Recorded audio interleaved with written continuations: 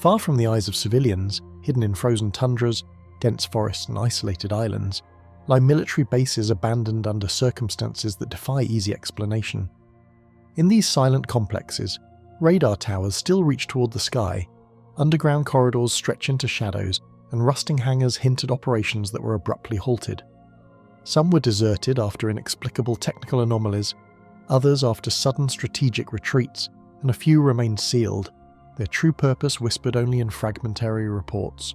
As we traverse these forsaken outposts, we follow the paths of soldiers, engineers, and scientists whose lives intersected with the unknown, uncovering mysteries that blend technology, secrecy, and human perception. With each location, new questions arise, leaving traces of tension, unease, and curiosity that linger long after the gates are closed. The silent batteries of Fort Terry, Plum Island, USA. The low, windswept contours of Fort Terry on Plum Island still bear the outlines of the gun batteries that once guarded one of the most closely watched passages along the eastern seaboard. Yet the silence that surrounds those remaining concrete structures suggests a story far stranger than a simple military decommissioning. At the height of its activity, the fort served as a coastal defence stronghold responsible for monitoring access to Long Island Sound, and its strategic position made it a fixture in 20th century plans for safeguarding New York's maritime approaches. What followed, however, was a series of redirections and quiet shutdowns that transformed Fort Terry into a place where historical purpose and unsettled speculation seemed to overlap, leaving its remnants to weather in an isolation that feels deliberately preserved. The fort's location on an island later known primarily for biological research only added more questions to the legacy of a site that had already slipped into obscurity long before its last soldiers departed. As coastal defence technology evolved, Fort Terry repeatedly shifted roles, adapting to new tactical requirements, while its heavy batteries grew outdated in the face of long-range artillery and airborne threats. During the early 20th century, the fort was equipped with reinforced gun emplacements designed to withstand naval bombardment, and archival records show that its early operations focused on tracking potential incursions into the Sound. When national attention moved towards subtler forms of warfare, the island's use changed with it, as military planners sought secluded areas where controlled experiments could be conducted far from civilian populations. That shift in focus, though documented only in fragments, created an environment in which military secrecy and scientific experimentation converged, laying the foundation for the fort's reputation as a place where official functions were frequently obscured by layers of classification. By the time the First World War ended, the artillery that defined Fort Terry's original mission was nearing obsolescence. Guns once vital to coastal security were gradually left idle as the Army reassessed defence strategies, yet rather than closing the facility outright, officials reallocated sections of the island to research activities conducted under restricted oversight. Fort Terry's isolation made it uniquely suited for specialised testing, and contemporary reports from the 1930s and 1940s refer to small-scale chemical evaluations and environmental monitoring programs that required minimal staffing. The presence of these classified projects introduced a new sense of ambiguity, as operational details were rarely disclosed, and many of the individuals assigned to the site worked on short-duration assignments that left little trace in official correspondence. When the Second World War arrived, Plum Island's location again became important, but this time the fort's guns were secondary to the experiments conducted within its restricted perimeter. The Army repurposed several buildings for technical studies relating to biological threats, and although surviving documents do not provide a comprehensive account of these activities, they indicate that Fort Terry housed equipment for controlled exposure tests and environmental resilience assessments. These were not large programs, but they were sensitive enough to require tight controls on personnel access and reporting, all of which deepened the perception that the fort was being used for purposes not readily explained to the public. The military's decision to keep certain structures sealed and certain records classified reinforced that idea, and by the mid-century mark, Fort Terry had already become a place defined as much by what remained unspoken as by its measurable contributions. When the Army eventually ended primary operations on the island, the transition was executed quietly. Civil infrastructure around Plum Island remained minimal, and the fort's buildings were neither dismantled nor repurposed for public use. Instead, access restrictions were tightened, with portions of the former artillery installation cordoned off as research boundaries expanded around the island. The heavy batteries, observation posts, magazines, and storage rooms were left intact but unused, allowing the natural environment to reclaim areas of the fort where human activity had once been continuous. The absence of a clear explanation for why the fort's structures were maintained yet left dormant contributed to its unfolding mystery. Though many coastal fortifications along the eastern seaboard were closed and repurposed, Fort Terry's facilities remained sealed behind government fences, creating a sense that the site's history had ended abruptly, while something unfinished lingered beneath the surface. Throughout the later 20th century, occasional environmental surveys documented the slow decay of the concrete emplacements and the spread of coastal grasses across parade grounds that no longer echoed with military drills. The island's later use as a research station added new layers of speculation, especially because several buildings originally associated with Fort Terry were incorporated into restricted zones. Reports describing unclassified environmental sampling, shoreline erosion analyses, and wildlife monitoring projects never fully clarified why certain former military structures remained inaccessible, and the absence of complete public documentation left space for theories to grow. Over time, the idea emerged that portions of the fort had been closed not simply due to disuse, but because something about their construction, their past roles, or their equipment rendered them unsuitable for dismantlement or repurposing. Even official agencies occasionally noted unexplained conditions in isolated sections of the fort, including structural vibrations and environmental readings that required repeat measurement due to inconsistencies. While these findings were generally attributed to natural processes or aging infrastructure, they added to the site's aura of uncertainty.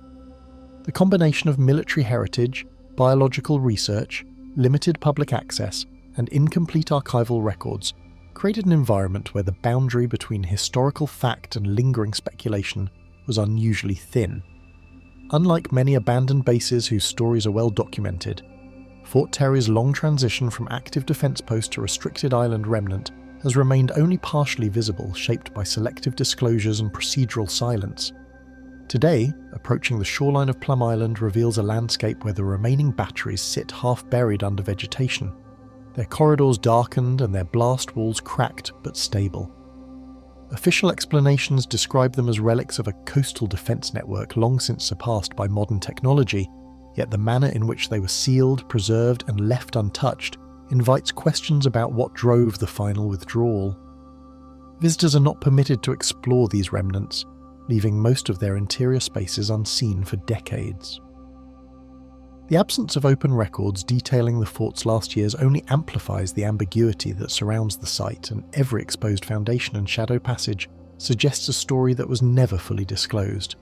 And even now, as the Atlantic wind moves through the empty doorways, the abandoned batteries seem to wait for someone to explain why their silence began so suddenly. RAF Stenigut's vanishing signals, Lincolnshire, England.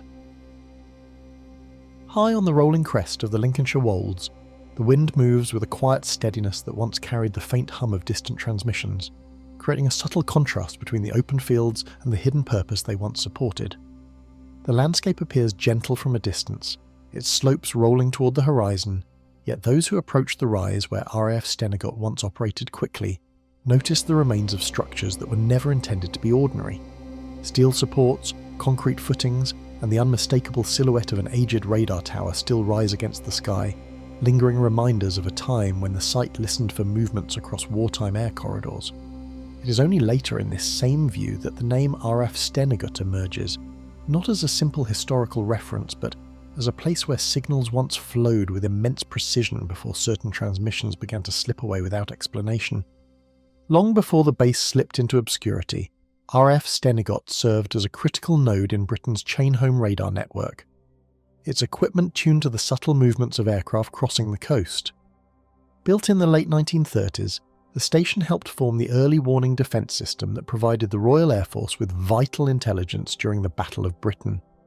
Its massive transmitter masts and receiving towers monitored the eastern approaches with remarkable accuracy for their time, sending radar echoes back to command centres responsible for coordinating fighter responses. The chain home system became a cornerstone of wartime detection, yet even in its most successful years, Stenigut recorded faint irregularities that did not always match expected aircraft behaviour. These deviations were small enough to avoid strategic concern, though their presence in archived reports suggests an early hint of the puzzle that would one day define the base's lingering mystique. For the men and women assigned to the site, life revolved around the disciplined cadence of signal checks and equipment calibrations that rarely hinted at anything unusual. Technicians woke before sunrise to run frequency sweeps across the eastern sky, ensuring that every antenna and rotary joint remained stable throughout the day. During winter nights, operators monitored blips on dim screens that tracked both friendly flights and unknown echoes drifting along the coast. Logs from the era describe a quiet but steady workload, broken only by occasional observations of transitory objects that produced returns inconsistent with known aircraft speeds. Personnel rarely discussed these fragments beyond noting them as anomalies, though several recalled that some readings appeared briefly before vanishing without a trace, as though the signals themselves had entered the system from nowhere. When the Cold War reshaped Europe's communication needs, Stenigut's transformation into a NATO ace-high station introduced new systems that brought with them an unexpected set of inconsistencies. The original radar installations gave way to enormous parabolic dishes designed for tropospheric scatter communication, a method that allowed long-distance transmission by bouncing signals through irregularities in the upper atmosphere. This technology required extraordinary stability, and RAF Stenigut became one of the key relays linking the United Kingdom to continental Europe. With these upgrades came a renewed series of unexplained disturbances, particularly receptions that arrived slightly off timing or at frequencies shifted from their intended bands. Engineers attributed these issues to natural scatter variations, yet some inconsistencies appeared under conditions that should have produced clean transmissions, prompting new rounds of quiet inquiry. Across scattered engineering reports, references appear to fluctuations and distortions that technicians attempted to trace through atmospheric charts and magnetic field readings. Some days showed strong atmospheric clarity but produced erratic scatter profiles, forcing staff to recalibrate the dishes repeatedly in search of alignment. Other reports documented transmissions that travelled farther than predicted, reaching sectors not aligned with the dish orientation, a phenomenon that suggested unusual refraction behaviour.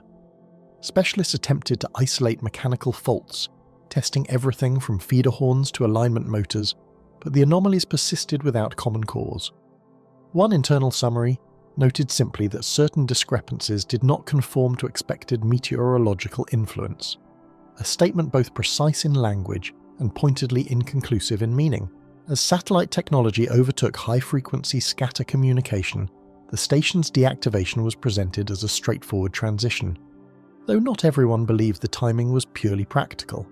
Officially, the ace-high network was phased out globally as satellites offered faster and more secure communication, making installations like Stenigut redundant. Yet technicians who worked during the final years recalled that signal drift and unexplained interference became more frequent near the end, even as maintenance teams upgraded equipment in preparation for closure.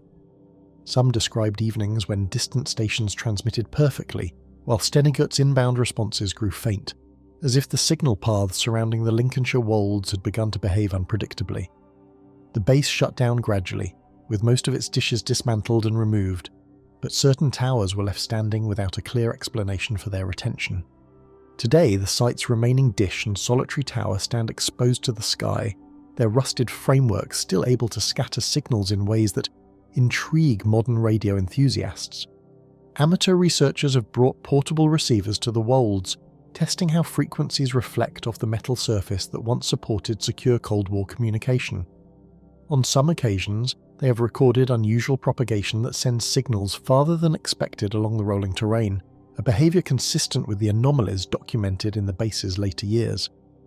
The surrounding fields, quiet and largely untouched, form a setting that amplifies every faint echo and distant hum, making even simple interference feel strangely deliberate. The tower itself looms like a sentinel over land that no longer requires its guardianship, yet its presence suggests that something about the site resisted full removal.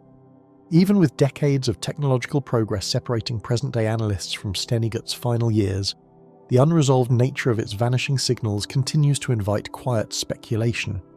The interplay of topography, atmospheric conditions, and Cold War secrecy leaves ample room for interpretation, yet none of these factors fully accounts for the irregularities preserved in the surviving reports.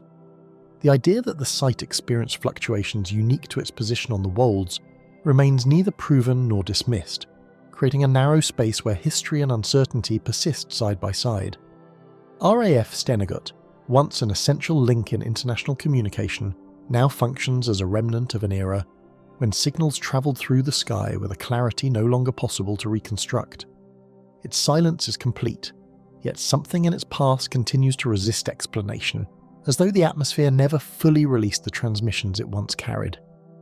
Somewhere in that wide Lincolnshire sky, the last fragments of Stenigut's forgotten transmissions seem to drift as though waiting for an answer that never arrived. Hashima's forgotten naval outpost, Nagasaki Prefecture, Japan. Inside the concrete corridors of Hashima's forgotten naval outpost, silence hangs heavier than the salt-laden air, as if the walls themselves remembered a story left untold. The labyrinthine halls and narrow staircases, once filled with the purposeful footsteps of officers and technicians, now stand exposed to the sea breeze and the harsh glare of sunlight bouncing off rusting metal. While Hashima is widely remembered for its vertical coal mining complexes and the dense clusters of worker housing that earned it the nickname Gunkanjima, far less attention has been given to the naval outpost tucked among the industrial structures, its presence obscured by decades of neglect. Maps from the period show only fragmented lines and vague markers, hinting at a facility intended for observation, supply, and communications. Yet the full scale of what was built remains unclear. Every sealed door, every shadowed passage, seems to whisper of decisions and operations that no official record fully explains. During the early decades of the 20th century, the Imperial Japanese Navy quietly expanded its presence on Hashima to secure monitoring points deep within the East China Sea. The outpost consisted of small observation towers, reinforced storage rooms, and a handful of signal stations capable of tracking vessels approaching Nagasaki harbour. While the island was primarily industrial, its isolation and elevation made it attractive for military oversight during periods of heightened regional tension. Surviving naval directives and post-war reports suggest that personnel stationed on Hashima were expected to maintain vigilance around the clock, monitoring both civilian traffic and military movements along strategic shipping lanes. Yet the documentation is incomplete. Personnel rosters list only a fraction of those who would have been necessary to operate the outpost fully, leaving questions about the scope and scale of daily operations. Life within these military quarters unfolded under a rigid routine shaped by cramped architecture, relentless noise from the mines, and a sense of isolation that never eased. Officers and enlisted men shared narrow dormitories, often interrupted by the ceaseless clatter of machinery from nearby industrial facilities. Signal operators spent hours calibrating radio equipment and monitoring incoming messages, aware that even minor errors could disrupt the fragile network of communications linking Hashima to Nagasaki and beyond. Reports from survivors indicate that the outpost included small laboratories for maintaining instruments and testing antennae, areas that seemed strangely out of place amid the mining operations. This combination of isolation, technical responsibility, and overlapping industrial noise created a work environment that was both monotonous and quietly unsettling, as though the structures themselves demanded careful attention to avoid unseen consequences. When reports emerged of structural strain inside several coastal lookout positions, officers on the island faced unsettling questions about whether the installations could endure the tremors that frequently shook the region. Some observation towers, built hastily on reclaimed portions of the island, showed signs of early deterioration, with cracks appearing along reinforced concrete walls. Engineers documented unusual stress patterns, noting that certain sections experienced vibrations not explained solely by mining activity or natural shifting of the foundation. Maintenance logs from the war years referenced temporary reinforcements and unrecorded repairs, hinting that officers were acutely aware of potential hazards but did not fully disclose them to higher command. These undocumented interventions add a layer of mystery to the outpost's history, suggesting that what was visible above ground may have been only part of a more complex and partially concealed facility. The decision to remove military personnel from Hashima came abruptly, leaving behind radio equipment, sealed storerooms, and navigational instruments that pointed toward distant maritime lanes. As the war drew to a close, the Imperial Japanese Navy began consolidating operations in larger, more secure bases, and the island's strategic importance declined. Yet there is little explanation in surviving records for why certain rooms and technical installations were left untouched, their contents intact and unaccounted for in post-war inventories. Former employees and locals have recounted hearing stories of locked compartments containing navigational charts and communication devices, suggesting that the evacuation was executed quickly and with intentional omission of details. Even decades later, researchers examining old photographs of the island notice structures that do not align with mining blueprints, hinting at a purpose that was never fully disclosed. Investigators who later stepped into the deserted observation sites found rusted mounts, shattered gauges, and a stillness so complete that even footsteps seemed out of place. Sunlight filtering through broken windows illuminated narrow passages that once housed sensitive equipment, now corroded or missing entirely. In some sections, ventilation shafts and reinforced walls indicate areas that were likely reserved for specialized operations, yet these spaces were never listed on industrial or municipal plans. Archaeological surveys and structural assessments reveal inconsistencies between construction methods used in the naval outpost and those typical of the island's mining facilities, reinforcing the idea that this was a deliberately isolated and partially hidden installation. The combination of confined spaces, sealed compartments, and decaying infrastructure creates an atmosphere in which every corner seems to hold untold fragments of history. Modern researchers studying the naval remains have remarked on mismatched inventory records, suggesting that several tracking devices were unaccounted for when the island was evacuated. Some metal frameworks and mounting points show evidence of hardware attachments that no longer exist, while surviving schematics make vague references to observation platforms and signal equipment that cannot be precisely located on the island. Field studies conducted in recent years indicate that certain corridors and stairwells may conceal additional chambers, their entrances obscured by debris or intentional blocking. These findings have fueled debate among historians and engineers alike, as the physical evidence points to capabilities and operations that are simply absent from official archives. The island's extreme density and vertical design compound the sense that the naval outpost was a carefully interwoven secret, hidden within the very fabric of industrial labour. Within the shadowed halls of the abandoned outpost, the echoes of Hashima's hidden operations linger like a signal that refuses to fade. Soviet base Gudym's sealed vaults, Chukotka, Russia.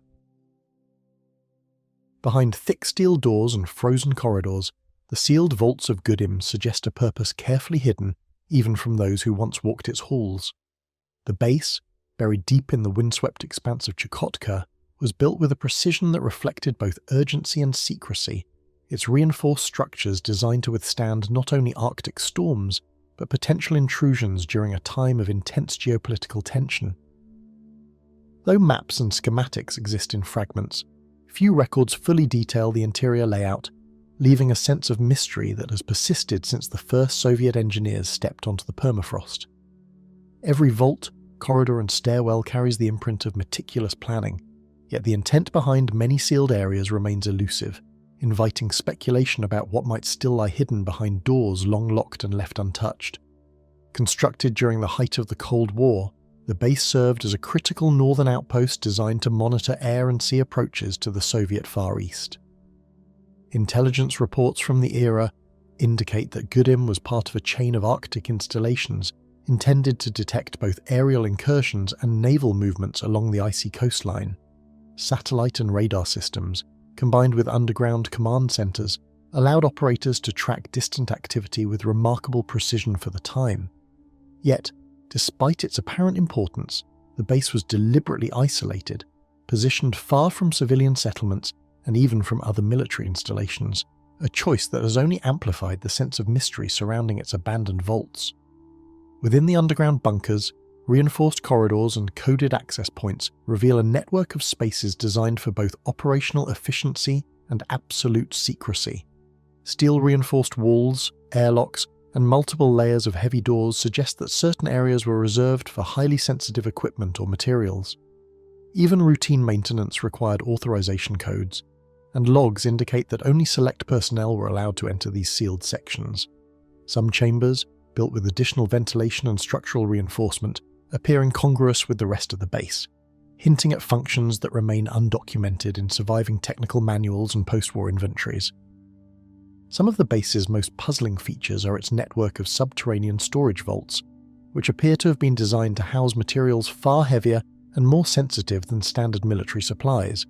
These vaults, accessed through multiple reinforced airlocks, were equipped with specialized insulation and early warning monitoring for structural integrity, suggesting they may have stored volatile or classified equipment. Contemporary reports hint at the presence of highly specialized instrumentation, including generators and signal amplification devices that required constant environmental control to function properly. Engineers who surveyed the site decades later noted unusually thick concrete walls and interlocking metal plates, far beyond what would be necessary for ordinary munition storage.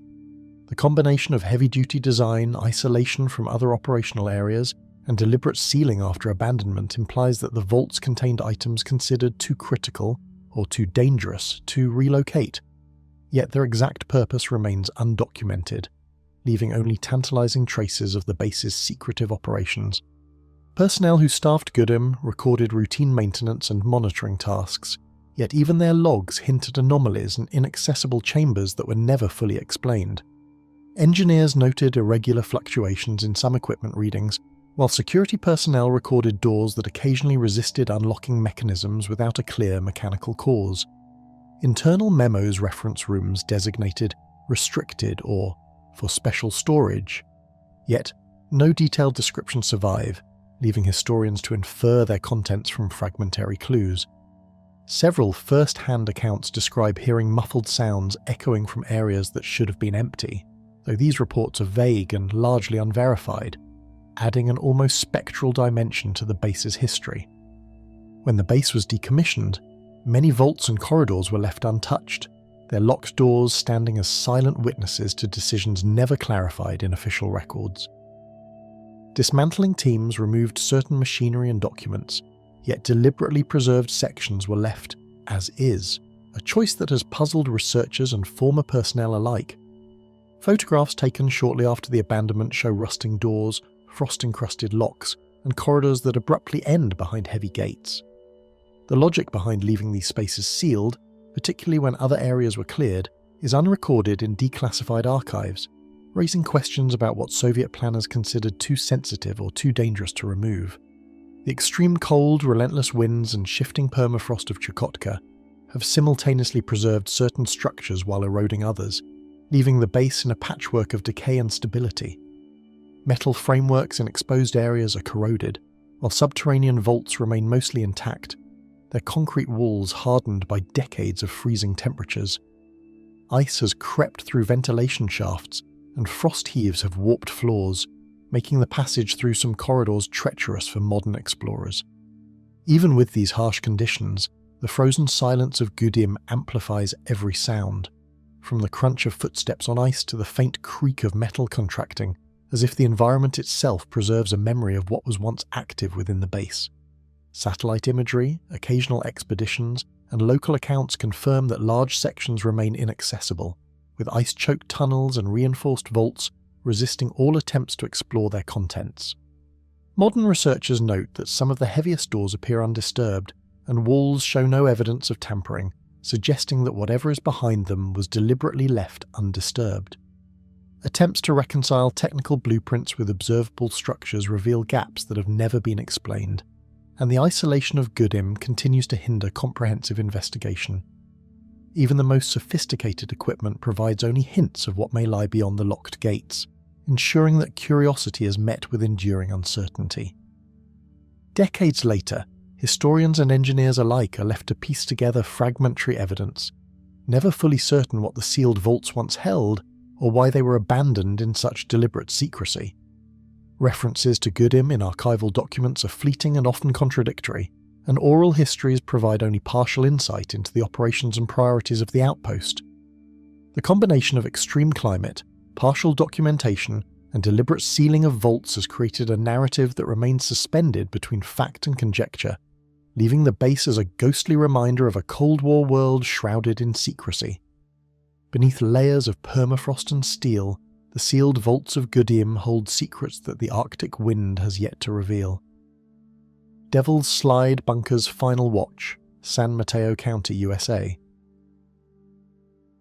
The last radar operator on duty keyed the transmitter one final time, scanning the horizon with a precision born of years of training, unaware that the installation would never sound its alarm again. For decades, Devil's Slide Bunker had been perched along the jagged cliffs of San Mateo County, its concrete walls and steel-reinforced doors silently observing the Pacific approaches to San Francisco Bay. The operator's fingers moved across the control panel with practiced rhythm, interpreting blips and signals while the wind howled outside, rattling the bunker's outer structures.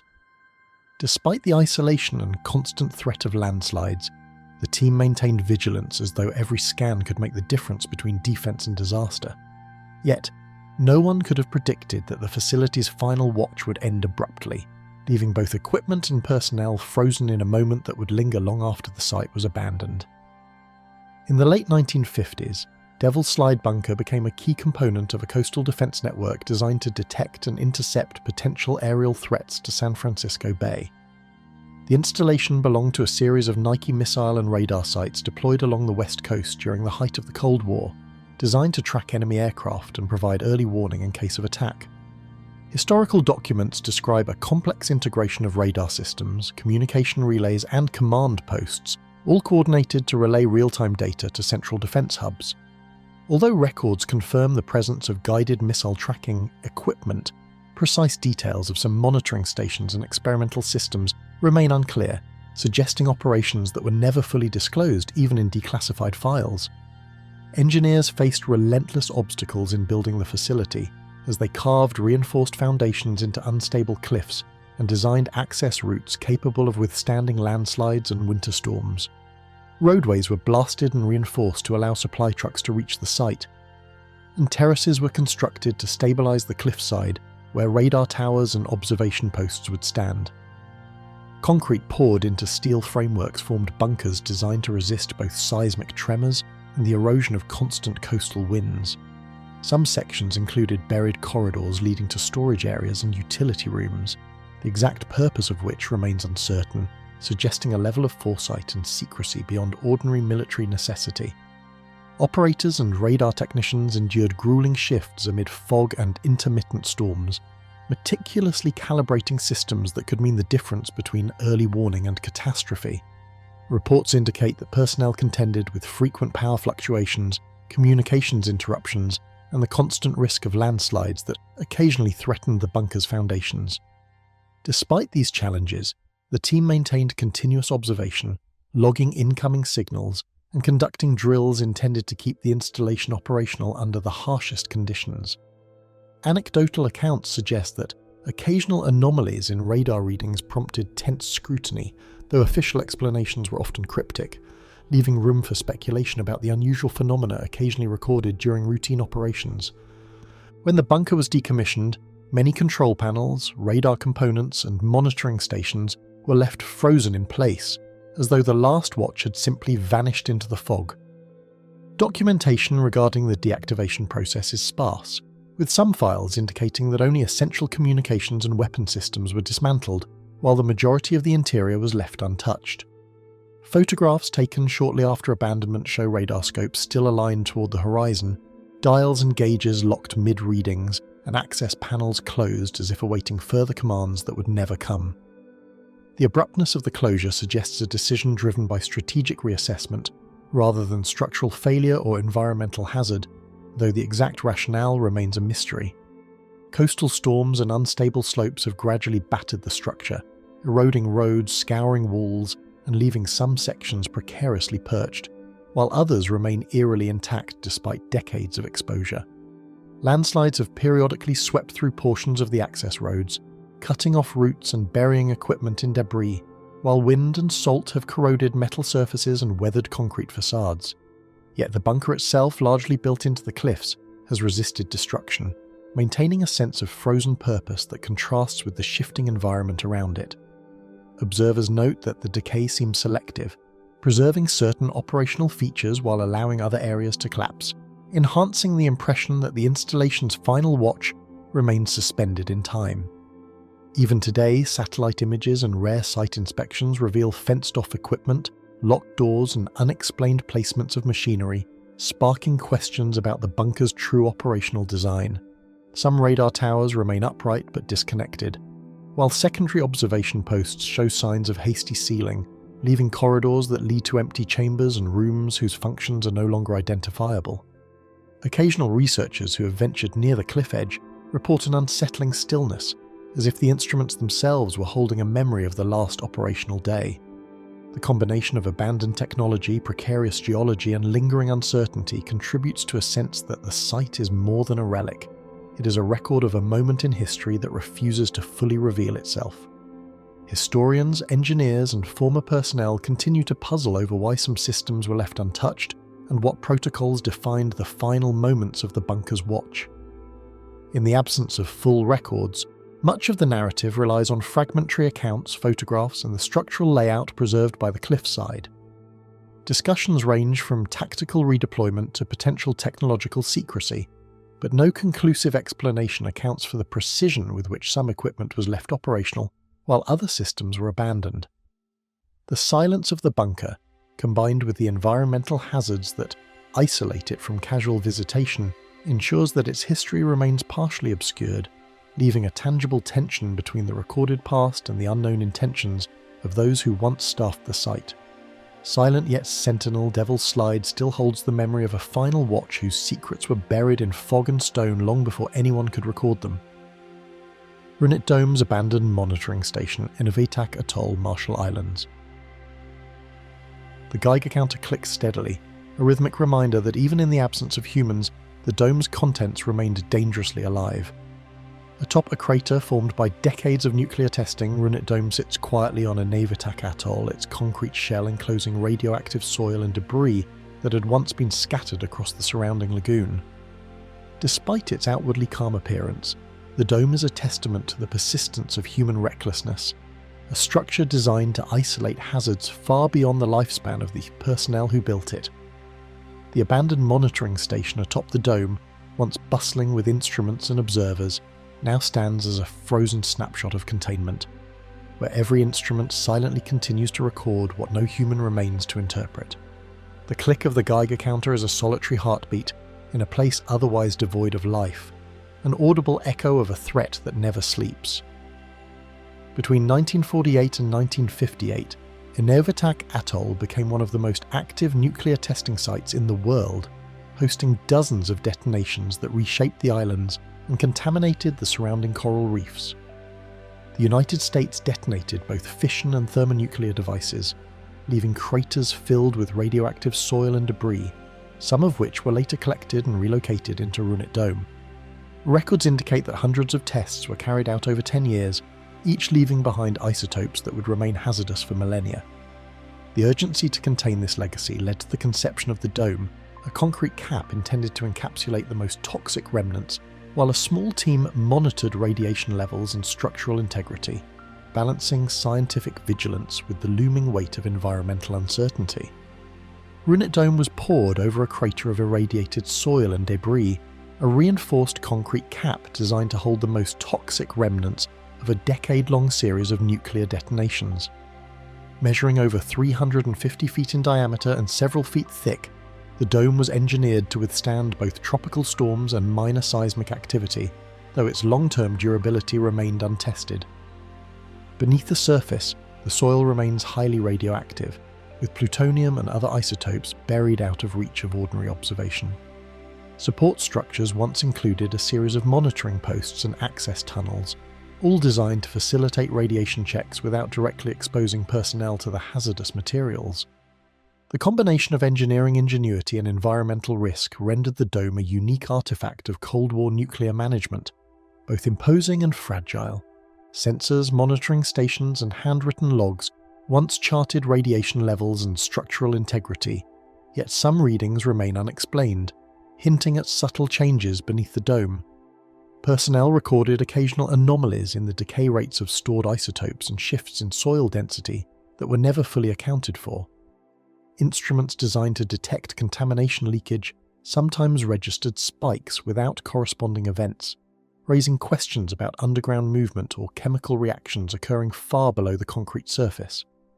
Logs and memos describe a meticulous protocol for data collection, yet the explanations for some fluctuations were classified or simply left unrecorded. The uncertainty of these measurements contributes to the ongoing sense that the dome's contents remain unpredictable, a silent force observed but never fully understood. Despite its critical purpose, much of the monitoring station was gradually abandoned, leaving instruments frozen in time and corridors partially overgrown by coral and saltwater erosion. Structural inspections became infrequent as attention shifted to other sites in the Pacific, and key personnel rotated out without replacement. The dome's control rooms, once filled with computers and dials, now show empty panels and rusting hardware, while handwritten logs lie weathered yet intact. Some instruments continue to record minimal activity, though no one remains to interpret the readings, leaving modern researchers with fragments of data that suggest both the persistence and the unpredictability of what lies beneath. The juxtaposition of advanced technology and abandonment creates an eerie stillness that permeates every corridor and hatch. Rising tides, tropical storms, and the corrosive effects of salt air have battered the dome for decades, weakening its concrete shell while leaving portions eerily intact. Erosion has begun to threaten the surrounding landscape, washing away protective barriers and exposing sections of the atoll that were once isolated. Storm surges carry salt water into monitoring tunnels, corroding metal fixtures and accelerating decay. Yet the dome's concrete, poured thick and reinforced with steel, has resisted collapse, preserving the encapsulated radioactive soil and creating a visual paradox. A structure simultaneously vulnerable and enduring, a frozen sentinel against both natural and human forces. The relentless environmental pressures highlight the precarious balance between containment and exposure, amplifying the tension that surrounds the abandoned site. Satellite images and rare expeditions reveal fractures, rusting equipment, and sections where the dome's contents may already be shifting, though no human presence remains to confirm the extent of the damage. Researchers note cracks in the concrete that suggest potential pathways for water infiltration, while monitoring posts indicate intermittent fluctuations in radiation that are not fully explained. Some areas remain fenced off, while others appear accessible but are extremely hazardous to approach due to contamination and unstable surfaces. The combination of partial observation and environmental assault leaves many unanswered questions about the dome's future, creating a palpable sense that the structure is simultaneously a tomb and a warning, holding both evidence of past experiments and uncertainty about the coming decades. Scientists and historians remain uncertain how long the dome can continue to contain its deadly cargo, or what unforeseen consequences might arise as the natural world slowly reclaims the atoll.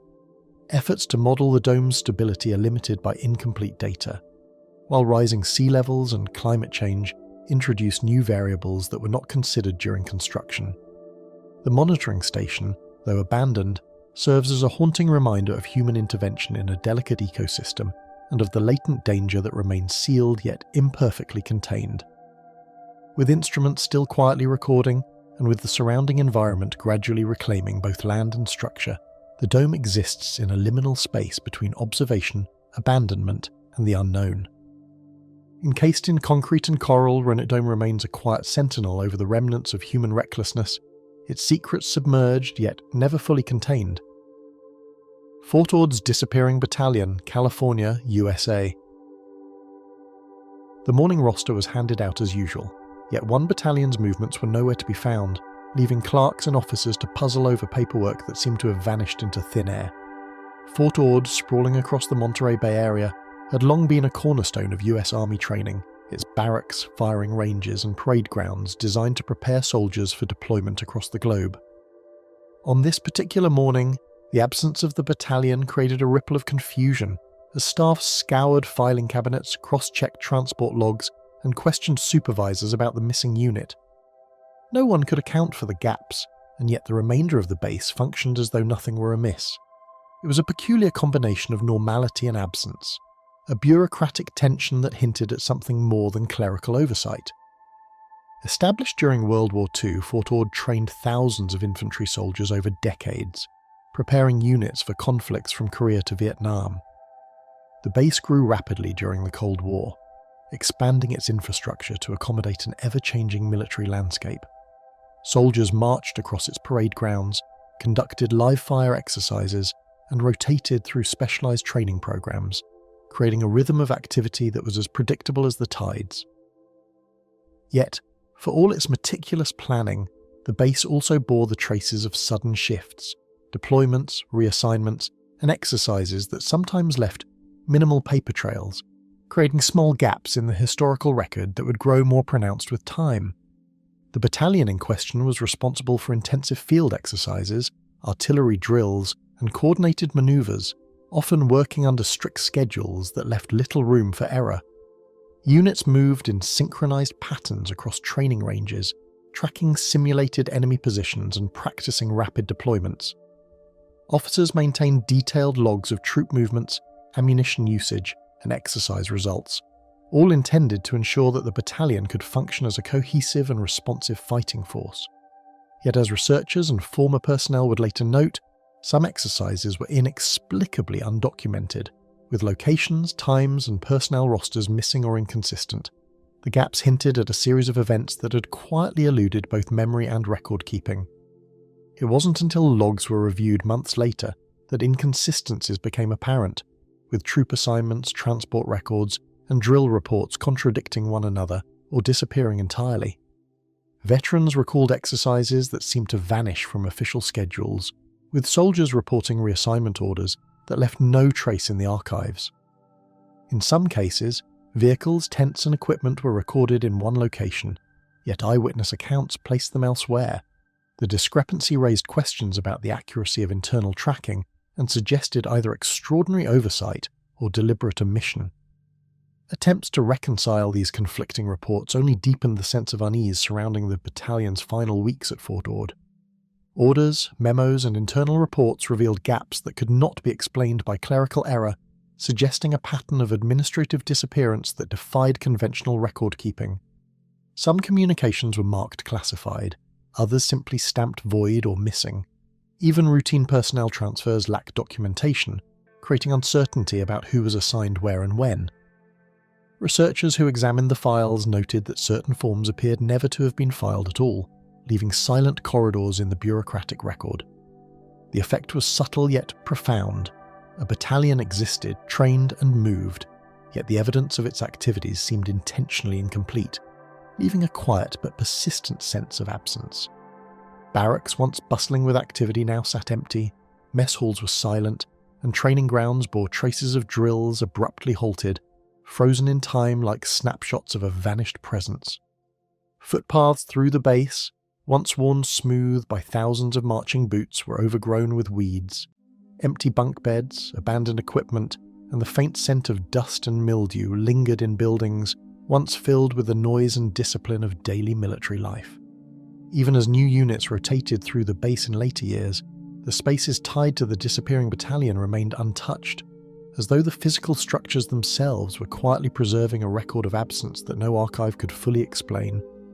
Historians and former personnel have scoured archives, interviewed veterans, and examined the layout of the base, yet the missing battalion remains a puzzle that spans both paper trails and physical spaces. Oral histories sometimes contradict written records, and conflicting testimonies leave more questions than answers. Some speculate that rapid deployment orders, security protocols, or misfiled documents may have contributed to the discrepancy, while others wonder if a more unusual explanation, perhaps a covert reassignment or classified operation, could account for the vanishing act. The interplay between fact, memory, and omission leaves a space where uncertainty thrives, inviting both investigation and speculation. Questions linger about why the battalion's movements were erased, whether personnel were reassigned, or if some deeper decision remains hidden in classified files that may never be opened.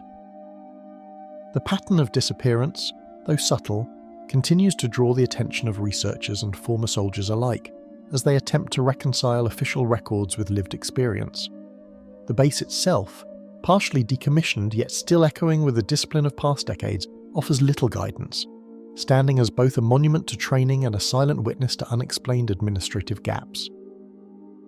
Within Fort Ord's abandoned halls and long-forgotten documents, the echo of a battalion that quietly slipped from record still whispers across the empty parade grounds, waiting for truths that may never surface. The deserted MiG base at Vozrozhdeniya Island, Uzbekistan, Kazakhstan. Rows of rusting MiG fighters lean silently against cracked concrete, their metal skins blistered by years of sun and salt, as if frozen mid-flight over an empty desert island. Vozrozhdeniya Island, straddling the border of modern Uzbekistan and Kazakhstan in the northern Aral Sea, was once a hub of Soviet military ambition, its runways and hangars humming with activity now long vanished. The airbase, though isolated, played a central role in the Soviet Union's defense strategy and its clandestine experiments with biological weapons, giving the island an aura of both strategic and scientific importance. Decades of operational secrecy, combined with the inhospitable desert-like conditions, have left the MiGs and surrounding infrastructure as ghostly relics of a military presence that abruptly disappeared, leaving questions about the decisions and dangers that prompted the sudden evacuation. Vozrozhdeniya Island became a secretive Soviet hub in the mid-20th century, serving both as an airbase and as a testing ground for biological weapons, where protocols were measured as much in secrecy as in science. The island was chosen for its extreme isolation, minimizing the risk of accidental exposure to populated areas while allowing extensive experiments with pathogens like anthrax. Military planners designed overlapping layers of security, perimeter fences, quarantine zones, and heavily guarded laboratories, all intended to protect both personnel and the surrounding environment. Despite these precautions, few records survived the collapse of the Soviet Union, leaving the scale and nature of activity on the island partially obscured and intensifying its air of enigma. Squadrons rotated through the base with precision, practicing rapid takeoffs, reconnaissance patrols and defensive maneuvers, while nearby laboratories maintained strict quarantine procedures for experimental pathogens. Flight schedules were exacting, with pilots and ground crews trained to execute coordinated drills that simulated wartime contingencies. Hangars were filled with MiG-21S and other aircraft adapted to the unique conditions of the northern Aral Sea, their metal skins regularly inspected for corrosion caused by the salty air. Meanwhile, researchers in adjacent facilities monitored biological experiments under tightly controlled conditions, logging the movements and containment of hazardous agents with meticulous care. This combination of aviation and bioweapons research created a unique, tense ecosystem where operational precision and secrecy were inseparable. By the late 1980s, operations dwindled abruptly. Hangars were left unlocked, equipment rusted in place, and logbooks collected dust, giving the impression that the personnel had simply vanished overnight. Entire runways became overgrown with hardy desert shrubs, and once busy barracks echoed with the hollow clang of wind through broken windows. Tools lay scattered, and vehicles were abandoned mid-path, as though their operators had stepped away and never returned.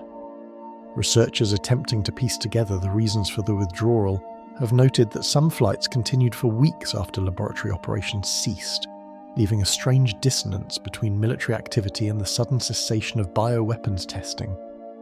The juxtaposition of meticulous preparation and abrupt abandonment deepens the sense of mystery surrounding the island.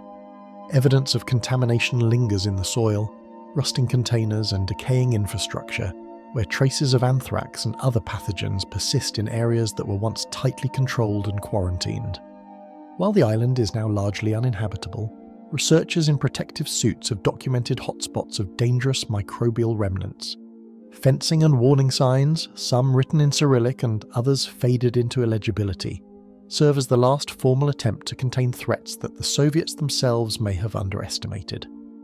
The combination of environmental decay and lingering toxicity reinforces the notion that the island is not merely abandoned but actively dangerous, preserving the consequences of human experimentation in a silent, unyielding landscape.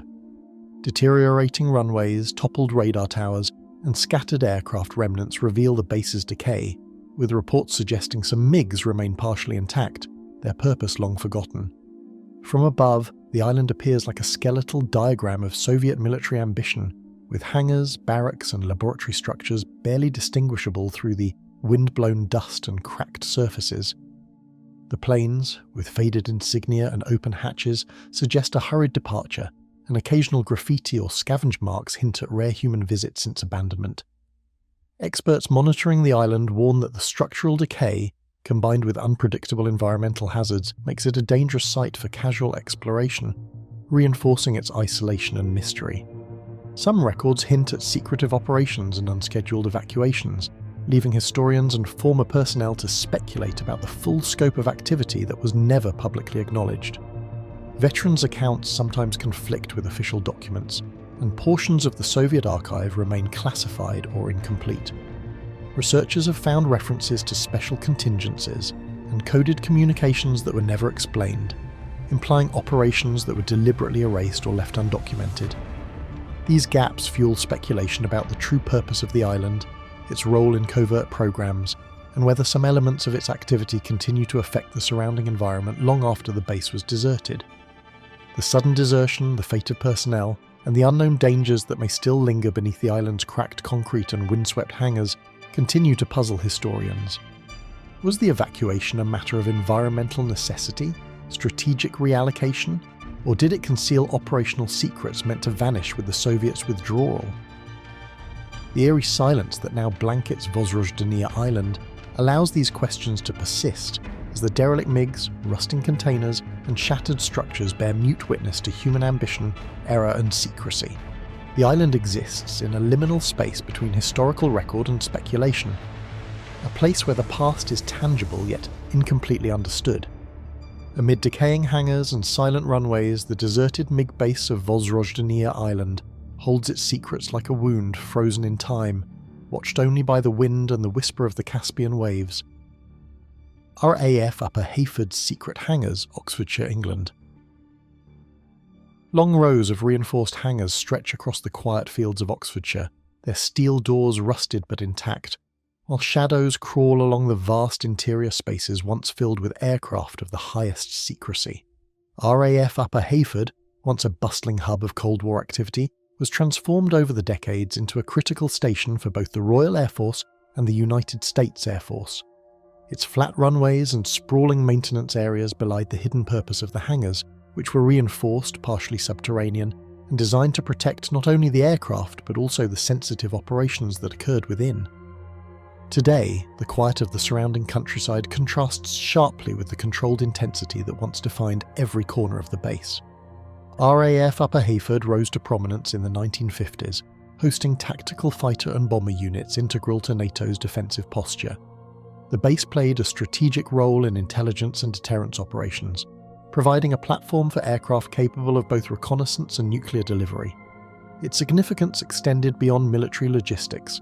It became a locus of experimentation with aircraft modifications and tactical innovation carried out under strict secrecy. Personnel operated under rigid protocols, and access to the hangars was tightly restricted, ensuring that only a handful of high-clearance individuals were ever permitted to witness the full scope of activity. F-111 bombers and other specialised aircraft were stored and maintained in these secret hangars, often undergoing modifications that were not publicly documented. Some adjustments were designed to enhance reconnaissance capability, others to prepare aircraft for potential nuclear missions. Hangar floors bore the marks of mechanical work, with equipment and tools precisely arranged for rapid deployment, while partially dismantled aircraft stood as silent witnesses to classified operations. Evidence of these modifications can still be traced in structural anomalies, reinforced floors, and unusual ventilation systems that were intended to conceal sensitive work from all but a select few. Access tunnels and maintenance corridors were deliberately hidden, their locations known only to personnel with top-level clearance. These passageways allowed technicians and officers to move between hangars, storage areas, and command rooms without ever crossing open ground. The design of these hidden corridors, combined with complex security protocols, created an environment where entire projects could unfold unseen. Even today, faint outlines of these tunnels are visible in satellite imagery and on-site explorations, hinting at the careful orchestration of movement that maintained secrecy within the base.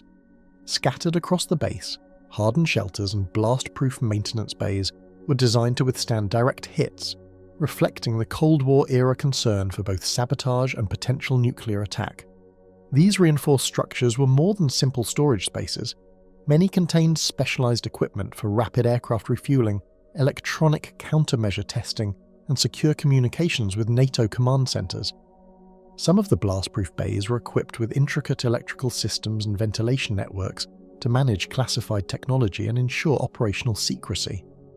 Historical blueprints reveal that certain hangars were connected to underground fuel tunnels and protected by multiple layers of reinforced concrete, making them nearly impervious to conventional bombing. These details underscore the dual function of the hangars. They were simultaneously protective shelters, operational hubs, and sites of clandestine experimentation, designed to preserve both aircraft and sensitive Cold War programs from the public eye.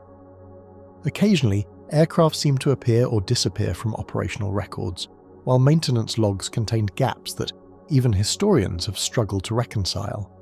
Certain missions were unlisted, and some modifications were recorded only partially, leaving lingering questions about the true extent of Upper Heyford's experimental programs. Personnel recalled sudden shifts in aircraft deployment schedules, mysterious late-night maintenance tasks, and periods when hangars were sealed off entirely, with no explanations provided to most staff. These anomalies contribute to a sense of deliberate concealment, suggesting that some activities were intended never to be fully documented. At present, the hangars sit silent and largely untouched, their interiors coated with dust and scattered with the remnants of past work. Decayed tools, half-completed modifications, and rusting aircraft frames testify to the abrupt cessation of activity, while partially intact ventilation systems and hidden compartments hint at projects that were never finished.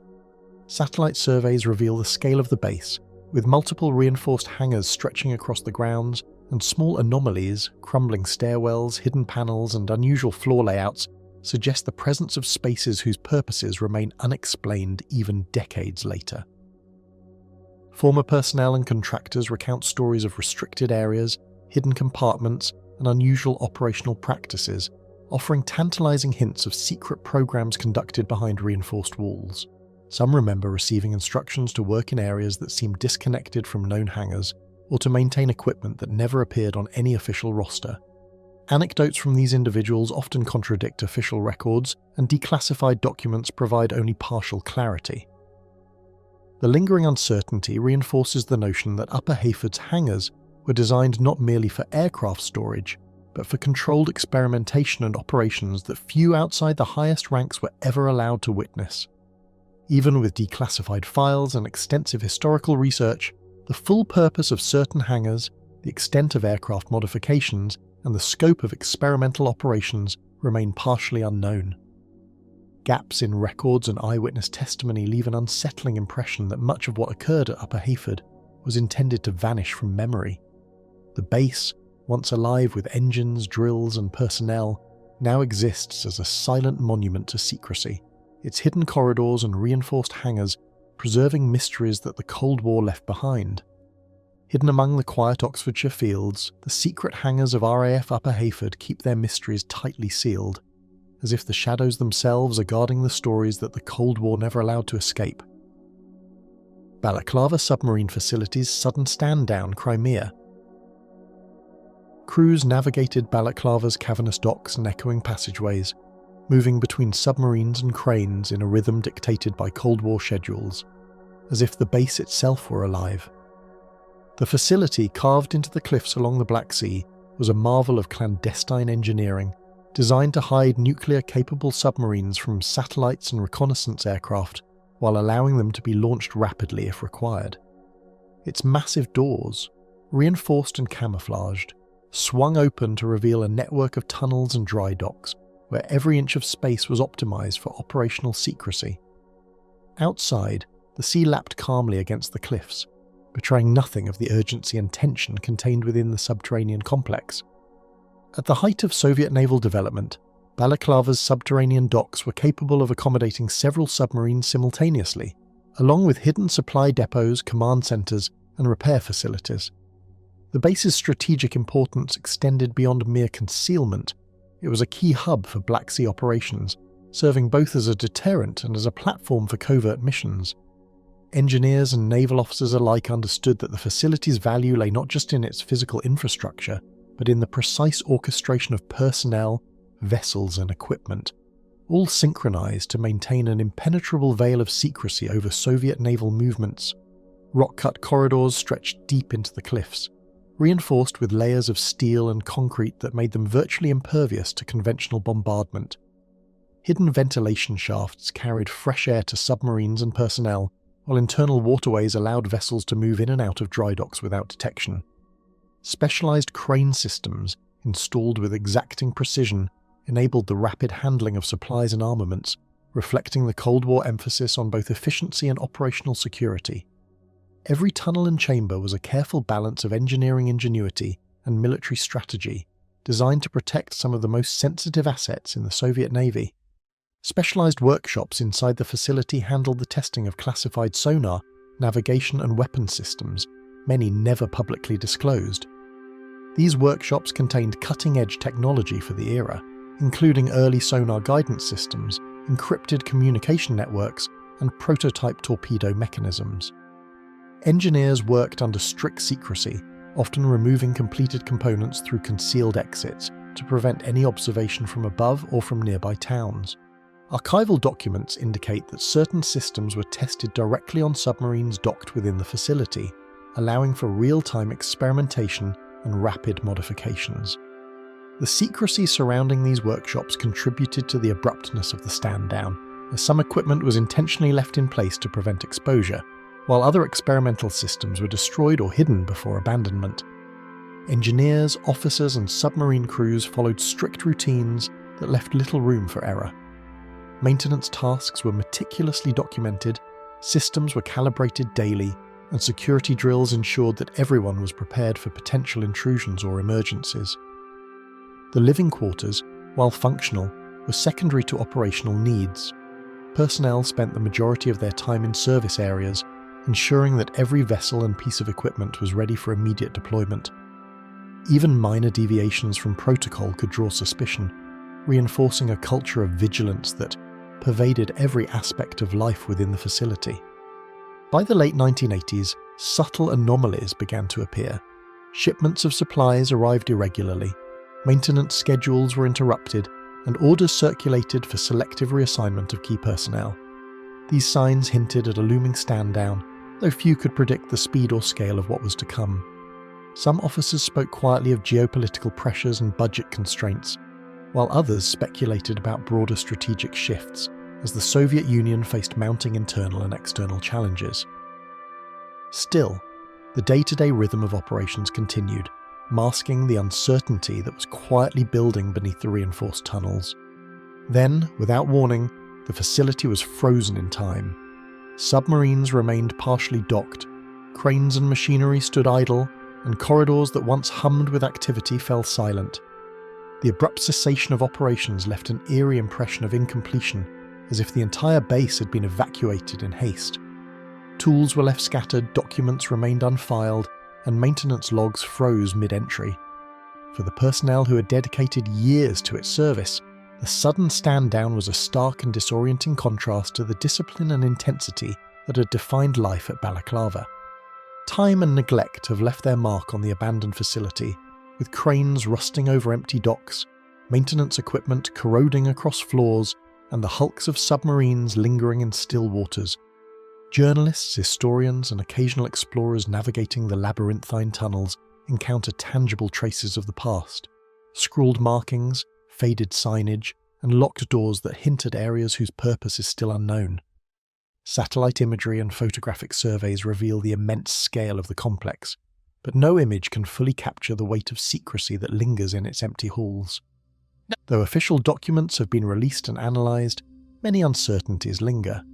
Some tunnels appear to serve no recorded purpose, maintenance records contain unexplained gaps, and certain equipment was left operational despite the complete evacuation. Former personnel recount anecdotes of restricted compartments and cryptic instructions, leaving historians to piece together a narrative that is necessarily incomplete. The juxtaposition of meticulous design and sudden abandonment creates a sense of unresolved purpose, reinforcing the idea that some aspects of the facility's operations may never be fully known. The tunnels of Balaclava lie in suspended time, where rusted cranes and silent submarines keep watch over secrets that no official report has yet fully explained. Teufelsberg listening station's strange interference. Berlin, Germany. Static crackled through the listening room as technicians leaned over dials, straining to decipher fragmented transmissions that seemed to originate from nowhere and everywhere at once. The facility perched atop Teufelsberg, a man-made hill formed from the rubble of post-war Berlin, had been constructed with one goal: to intercept communications from the Eastern Bloc during the height of the Cold War. Inside the sprawling radomes, rows of consoles hummed with activity, and operators worked in near silence, attuned to every flicker of signal that passed through their equipment. Even amid the controlled chaos, a sense of unease lingered, for some transmissions carried tones and patterns that no analyst could fully explain. Rising from the rubble of a war-torn city, Teufelsberg became a nexus of Western intelligence, its antennas and radomes forming a silent skyline against the Berlin horizon. The hill itself, originally debris from demolished buildings, was reshaped and fortified to support an extensive network of listening stations and underground rooms. Engineers designed the complex not only to shelter sensitive equipment, but to obscure it from aerial reconnaissance and casual observation. Each radome was a sphere of secrecy, housing receivers capable of detecting signals across vast distances, from routine diplomatic chatter to potentially life-altering military communications. Within the fortified chambers beneath the radomes, engineers and linguists worked in precise coordination, decoding, cataloguing and rerouting streams of intercepted signals that spanned the Eastern Bloc. Languages, codes and ciphers flowed across desks as analysts pieced together fragments of information, reconstructing the intentions of foreign powers. The technology of the time demanded constant attention. Oscilloscopes, signal filters, and early computer systems monitored transmissions in real time. Success depended on acute observation and patience, yet some signals seemed to defy the very instruments designed to capture them. A network of technical rooms under the radomes housed experimental cryptography labs, where intercepted communications were examined and occasionally altered for research purposes. These labs were equipped with early computing machines, electromechanical cipher devices, and custom-built analyzers designed to test decryption methods on encrypted Soviet communications. Personnel who worked there recall that some messages contained unfamiliar codes or frequencies that did not correspond to any known transmission. The labs were heavily compartmentalized, with sections accessible only to specific teams, creating a network of secrecy within secrecy. Certain devices were reportedly dismantled and hidden in unmarked storage rooms during the station's decommissioning, leaving modern researchers to speculate about the scope of unrecorded experiments and the potentially groundbreaking intelligence lost in abandonment. Yet some signals resisted explanation. Distorted voices, sudden bursts of static, and messages that repeated in patterns no operator could recognize, leaving even the most seasoned analysts uneasy. Reports occasionally noted eerie echoes or overlapping frequencies that seemed deliberately manipulated. Personnel would recount moments when instruments lit up without any apparent source, and recordings preserved fragments of conversations that could not be traced to any known transmitter. Over time, these anomalies became a quiet legend among operators, a whispered reminder that even in a facility dedicated to precision, the unknown had its place. While some suspected atmospheric anomalies or equipment malfunctions, others quietly speculated about deliberate electronic manipulation, experimental jamming technologies, or phenomena that defied conventional physics. Specialists debated whether strange interference could result from solar activity, reflections off the city's structures, or experimental signals from Allied research projects. Some believed that the anomalies were an unintended consequence of overlapping frequencies, while a few entertained more conspiratorial notions that the interference might represent attempts by unknown entities to communicate, or that the Cold War had left pockets of technological residue beyond understanding. The station's towering radomes, once gleaming white, now stand cracked and abandoned, their skeletal frames still pointing toward invisible sources, as though straining to capture echoes of long-forgotten transmissions. Beneath them, concrete corridors and maintenance tunnels twist into the hill, corridors that once buzzed with purpose now echo with emptiness. Graffiti and scavenged equipment mark the passage of time, yet the scale and design of the station still hint at the meticulous planning that went into every antenna placement and listening post. Even in decay, the structures convey an almost reverent dedication to secrecy and observation. Outside, the hill itself sometimes seemed to distort the very signals the station was meant to capture, creating unexplained reflections and ghost transmissions that baffled even the most experienced engineers. Teufelsberg's composition of rubble and compacted debris appears to have created a complex electromagnetic environment where certain frequencies would amplify, cancel, or reverberate unpredictably. Analysts documented repeated incidents where signals appeared to echo back with subtle variations, as if the hill itself were altering the content of transmissions. Some accounts suggest that sporadic bursts of static carried fragments of conversations or tones that had never been sent from known sources, raising questions about whether natural or artificial phenomena were influencing reception. The interplay of geography, architecture, and technology created conditions that may have contributed to the station's enduring mysteries, leaving traces that modern explorers occasionally detect even decades after decommissioning. Urban explorers and amateur radio enthusiasts navigating the hollow corridors report faint signals and residual static that occasionally pulse through the deserted chambers, a reminder that some of the station's mysteries endure even without human oversight. Recordings captured by hobbyists have occasionally reproduced fragments of voices, musical tones, or bursts of digital chatter, raising questions about whether the facility continues to interact with the electromagnetic landscape around it. The juxtaposition of abandoned technology with ongoing anomalous signals creates an eerie intersection of history and persistent mystery, drawing curiosity seekers from around the world. Although decades of research and declassified reports have been examined, the source and nature of many anomalous signals remain unresolved, leaving historians and engineers alike questioning what truly occurred within these walls. Documents reveal operations, monitored frequencies, and intercepted transmissions, yet gaps remain in every record. Personnel testimonies hint at unexplained occurrences that were either suppressed or never fully investigated. The more that is learned about Teufelsberg, the more questions emerge, reinforcing the sense that some phenomena cannot be fully captured by logs, instruments, or analysis. Over the skeletal radomes of Teufelsberg, faint echoes of transmissions still drift across the Berlin sky, carrying messages whose origins may never be known. Mururoa's undersea monitoring base, French Polynesia. Descending into the shadowed water, the first diver was struck by the eerie quiet, broken only by the hiss of compressed air and the distant hum of unseen machinery. Sunlight faded quickly as the atoll receded above, leaving only the faint outlines of reinforced steel corridors that vanished into the blue. Even from the surface, the Mururoa undersea monitoring base was a phantom, its purpose largely obscured from the world. Built during the height of French nuclear testing, the facility was meant to witness, record, and analyse the tremors of detonations that would shake the atoll without ever exposing human observers to the most immediate dangers. The ocean itself seemed to impose a distance, both physical and psychological, separating the base from the realm of everyday life. Built to observe the hidden effects of nuclear tests, the base translated imperceptible tremors into data that could be analysed from below the surface. Its chambers were reinforced with thick steel and concrete, designed to resist pressures that would crush conventional submarines. Specialised sensors lined the walls, capable of detecting vibrations in the seabed, subtle shifts in water pressure, and radiation levels following each test. The layout combined both functionality and secrecy, with sealed observation rooms, maintenance tunnels, and encrypted communication nodes connecting the submerged facility to surface stations that transmitted vital data back to Paris. At the time, few outsiders even knew it existed, and details of its operations were classified for decades, lending the base an aura of impenetrable mystery.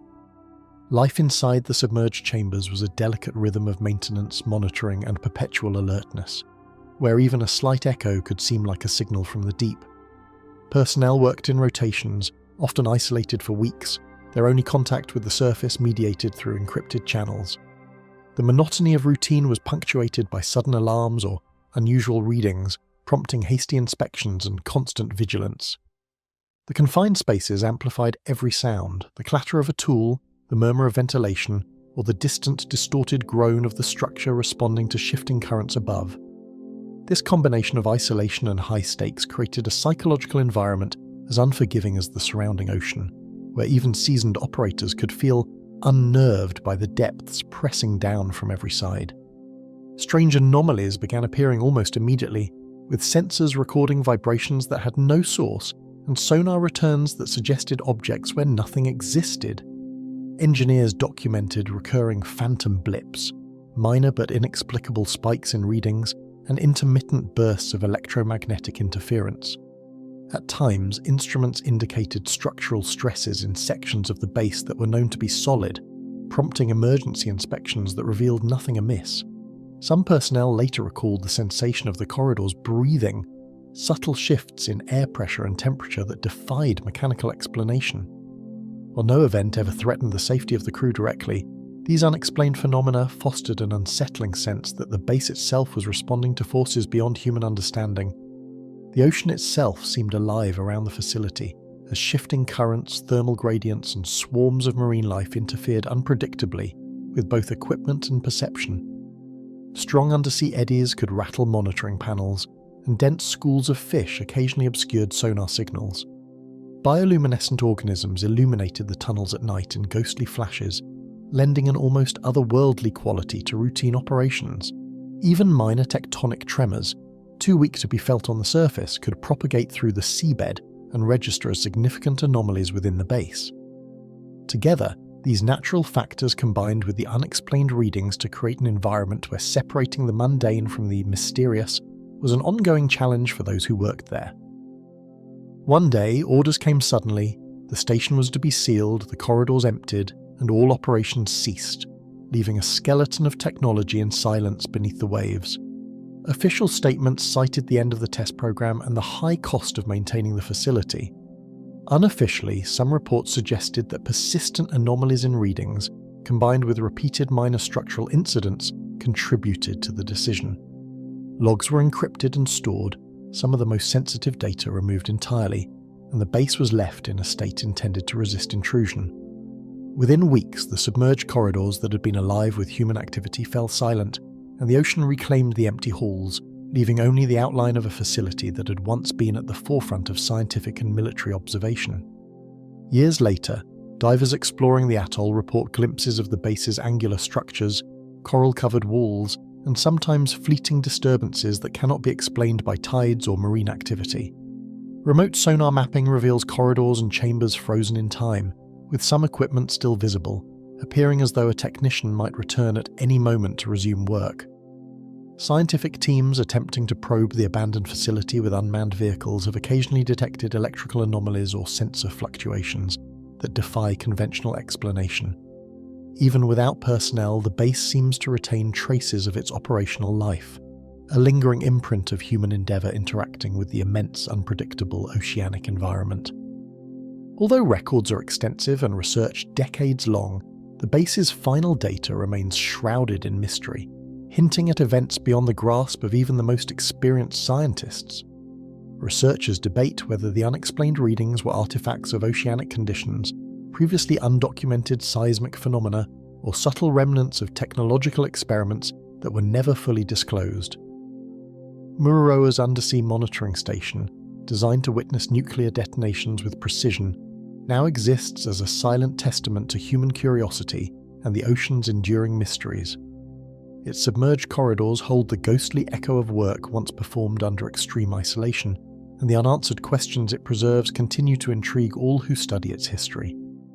The Mururoa base rests far below the Pacific, its hidden operations and secrets untouched by human sight even today. Canada's distant early warning outpost at Fox 2, Nunavut, Canada. The frozen expanse stretched endlessly, and through the biting wind the radar towers of Fox 2 emerged like angular sentinels against a white void. Snowdrifts sculpted by relentless Arctic gusts covered the access roads, and the landscape seemed to absorb sound, leaving only the whistle of air across metal structures. Fox 2 was one of the most remote nodes in the distant early warning DW line, a network of radar stations constructed during the Cold War to detect potential Soviet incursions over the polar horizon. Its isolation was absolute. Personnel stationed here faced weeks of darkness during winter months, punctuated only by the occasional aurora sweeping across the sky in unearthly colours. transforming the frozen world into a shifting kaleidoscope of light and shadow. As a key element of the distant early warning line, the outpost was designed to detect distant threats sweeping across the Arctic horizon. Radar arrays rose on steel towers, their rotating dishes cutting through the Arctic air with precise mechanical rhythm. Communication lines linked Fox 2 to more southern stations and to command centres in Canada and the United States, forming a vast electronic web of surveillance. Every beep and blip on the monitors could represent a threat or a false alarm, and operators were trained to respond instantly, knowing that the smallest oversight could have strategic consequences. The combination of technology and extreme environment demanded constant vigilance, yet the very remoteness of Fox 2 amplified the sense that unseen forces might lurk beyond the visible horizon. Inside the insulated huts, personnel navigated a world of constant vigilance, routine maintenance, and the relentless monotony broken only by howling winds and shifting snowdrifts. Life in the outpost was regimented, long hours monitoring radar screens, repairing generators, and ensuring the survival of both equipment and human bodies against the Arctic cold. Even simple tasks required layers of protective clothing, and frostbite was a constant hazard. Psychologists who later interviewed former staff noted that the isolation and monotony often produced a quiet tension, an almost subconscious awareness that the frozen landscape itself could swallow a misstep. The outpost was engineered for efficiency, yet human perception seemed to perceive subtle anomalies in the environment, feeding an unease that no technical manual could explain. From the earliest days of operation, radar screens flickered with phantom signals, showing blips where no aircraft or ice formation should have appeared. Technicians initially dismissed these as electronic interference or minor calibration errors, but the anomalies persisted, often coinciding with geomagnetic disturbances or unusual atmospheric conditions. On several occasions, radar operators reported tracking objects moving in erratic patterns, changing altitude and speed in ways that defied conventional physics. Maintenance logs document the frustration of repeated investigations that yielded no mechanical fault, leaving staff with the unnerving sense that some unknown factor, whether environmental or otherwise, was influencing the station's instruments. Auroras danced above the frozen plains, painting the sky with shifting light that occasionally seemed to coincide with strange atmospheric readings and unexplained magnetic disturbances. Snow and ice reflected the spectral glows, creating patterns that could mimic radar returns or distort visual perception. Magnetic compasses fluctuated unpredictably, and some instruments registered spikes in electromagnetic activity that defied known natural phenomena.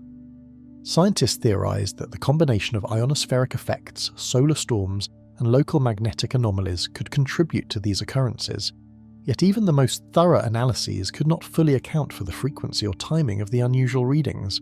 For personnel on site, the blending of natural and technological anomalies created a palpable tension, as if the Arctic itself were interacting with human-made systems in ways beyond comprehension. Without warning, the station was decommissioned, its corridors emptied, and radar towers left standing in isolation, their equipment frozen in time. Official reports cited high maintenance costs and the reduced strategic necessity of the DW line in the late 20th century, but anecdotal accounts suggest that persistent anomalies in radar readings and other environmental oddities may have contributed to the decision. Supply convoys became increasingly difficult in the winter months, and extreme weather frequently disrupted operations. Within days, Fox 2 went from a hub of technological vigilance to a ghostly sentinel, its towers and huts preserved in Arctic ice, a monument to human endeavour abandoned to the merciless forces of nature.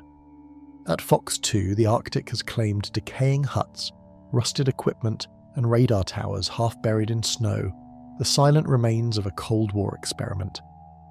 The skeletal structures rise from the snow like silent watchers, and instruments frozen in place still hint at the intense monitoring that once occurred. Remote sensing surveys occasionally detect intermittent energy fluctuations within the old radar arrays, though they are too weak or inconsistent to be confirmed as active signals. Even without human oversight, the site continues to evoke curiosity and unease, as if the Arctic itself preserves traces of the activity and tension that once defined the outpost. The phantom blips and intermittent signals continue to defy explanation, their causes eluding researchers even after decades of study, raising questions across technology, environment, and perception. Researchers continue to debate whether the readings were the product of subtle geomagnetic effects, auroral interference, or unexplored interactions between the atmosphere and radar equipment. Former personnel speak of nights when the sky and the instruments seemed to speak in a language they could not interpret, a communication beyond human comprehension. Fox 2 exists as both a relic of Cold War strategy and an enduring symbol of the tension between human observation and the unpredictable Arctic environment, a place where science and mystery converge beneath a blanket of ice and silence. Even in the heart of Nunavut's ice, Fox 2's silent radar towers seem to pulse with signals no living soul can decipher. Fort Ord's twin Nike missile site A-12, California, USA. Along the windswept hills near Monterey Bay, the remnants of Fort Ord's twin Nike missile site A-12 stand as a silent witness to a time when the United States Cold War defenses stretched across California's coast. Once part of a sprawling network of Nike missile installations designed to intercept potential Soviet aircraft, Site A-12 was constructed in the late 1950s, a period when tension with the Eastern Bloc dictated the rhythm of American military engineering. Concrete pads, radar domes, and missile launch rails once bristled with activity, but now the site is little more than a skeletal framework of its former self, the paint long faded and the metal structures corroding under salt-laden winds that sweep from the nearby Pacific. Despite its abandonment, the site's geometry and the placement of its batteries suggest the precision and strategic planning that guided every corner of Fort Ord, a sprawling army post that covered over 28,000 acres at its peak. The hills around the base are dotted with eroded roads, observation towers, and guard posts, their original purpose buried beneath layers of neglect and overgrown brush, creating a landscape where history and enigma intermingle. Army records show that Site A-12 featured two distinct missile batteries outfitted with Nike Hercules missiles designed to reach supersonic targets at altitudes exceeding 90,000 feet. The radar and guidance systems were state-of-the-art for the era, employing both acquisition radars to locate potential targets and target tracking radars to guide the missiles during launch.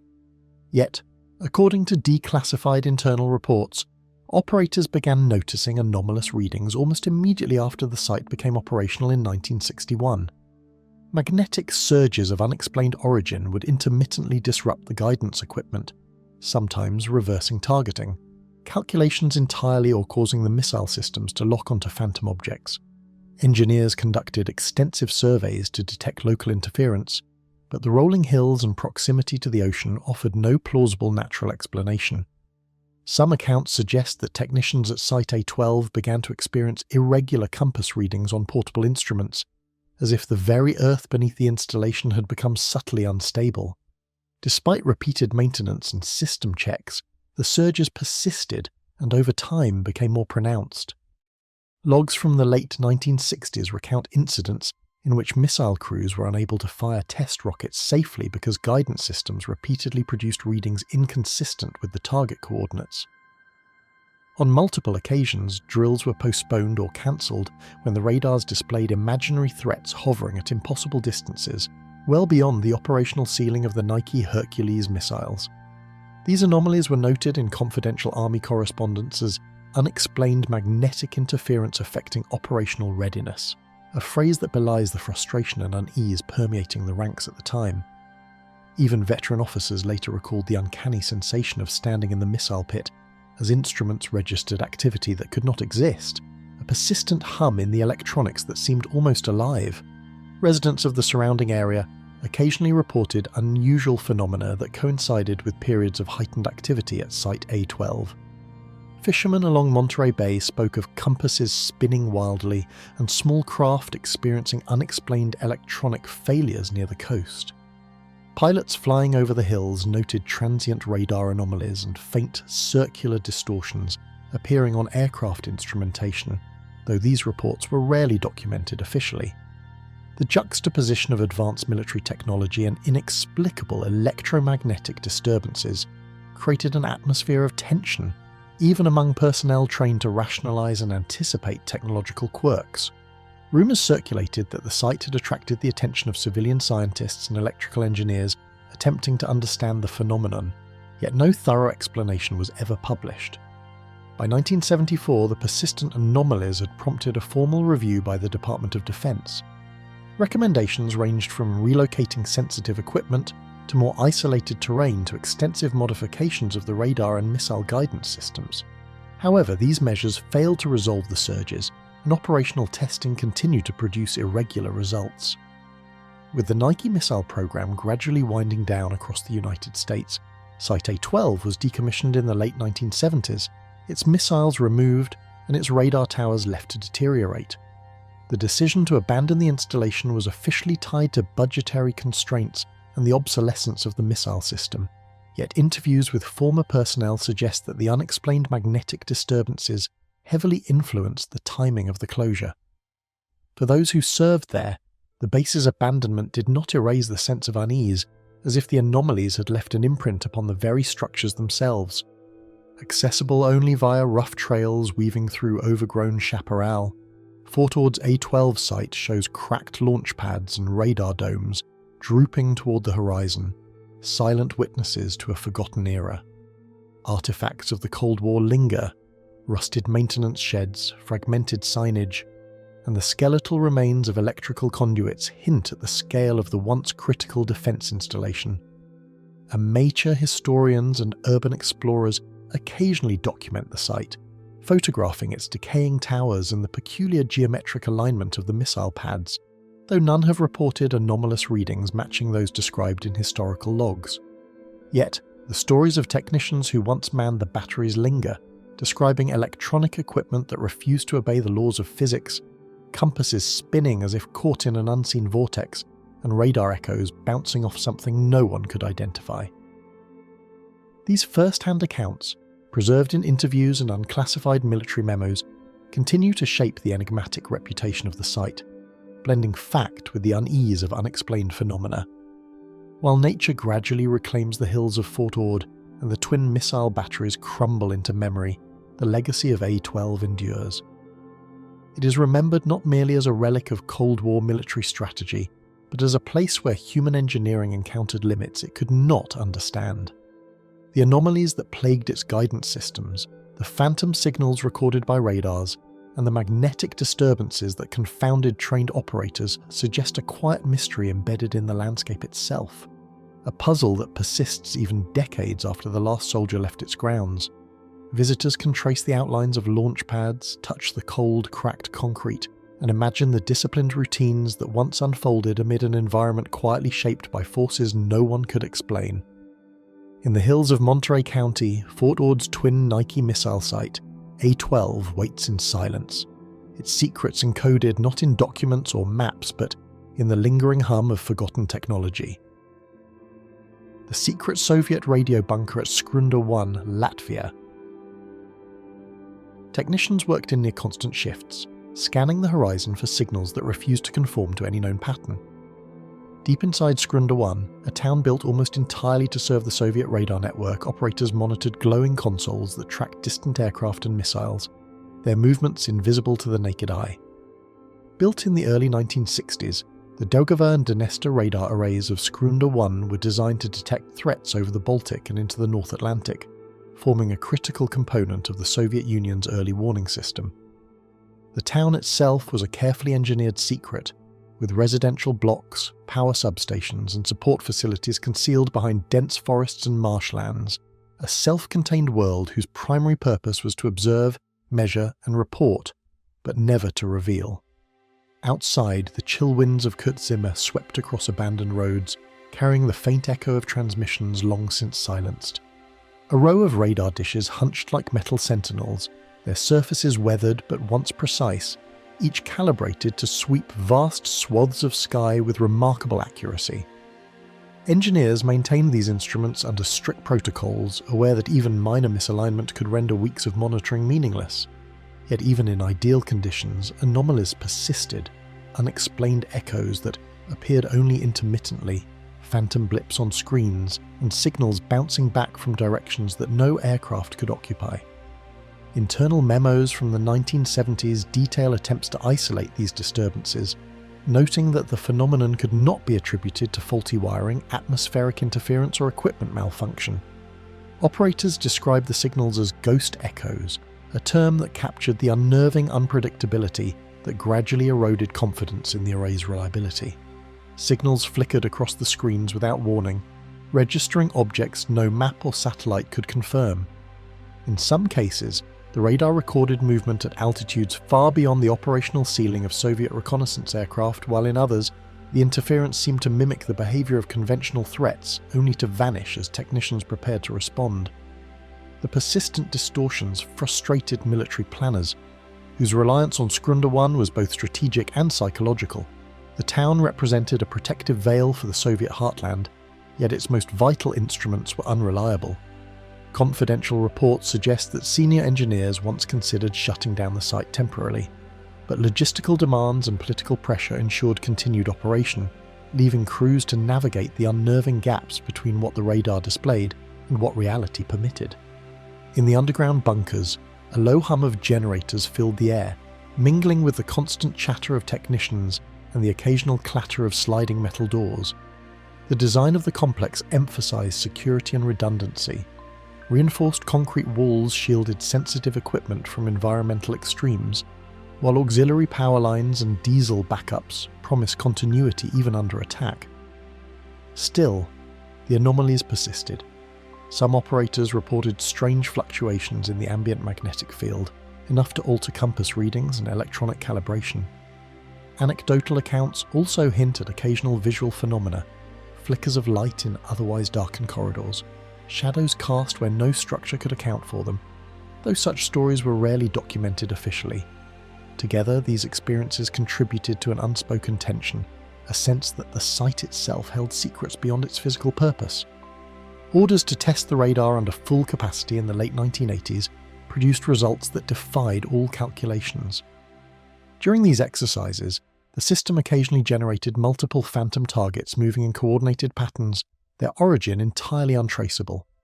Engineers attempted extensive recalibration, software and hardware modifications, and even the installation of experimental filters to suppress spurious returns, but the anomalies returned, sometimes more pronounced than before. Records indicate that these disturbances affected both the operational efficiency and morale of personnel, as the constant uncertainty undermined confidence in the town's mission. The distortions were never publicly acknowledged, and their persistence may have contributed quietly to decisions made in Moscow as the Soviet Union approached its final decade. By 1990, the political and strategic landscape had shifted. Latvia's impending independence and the diminishing relevance of long-range radar installations led to the systematic decommissioning of Scrunda 1.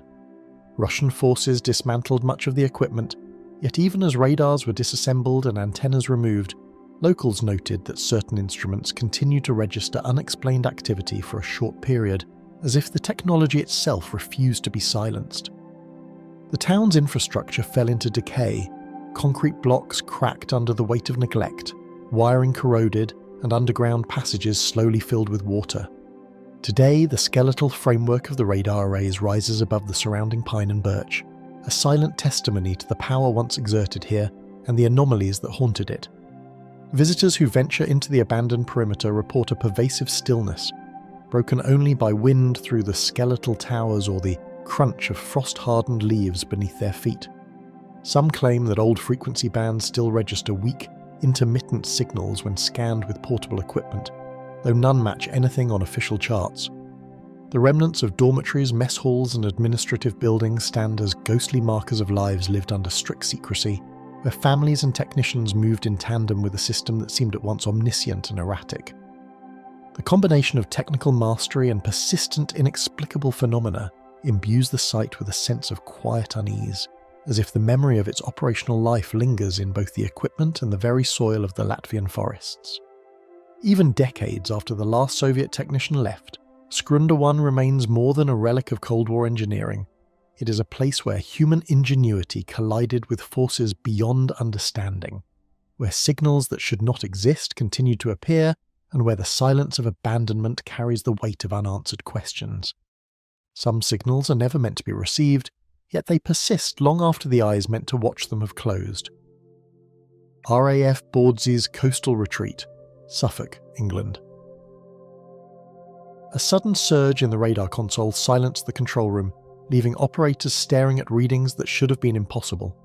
The date was late 1949, and RAF Bawdsey, a coastal research and surveillance base on the Suffolk shoreline, had already earned a reputation for pioneering radar development during the Second World War.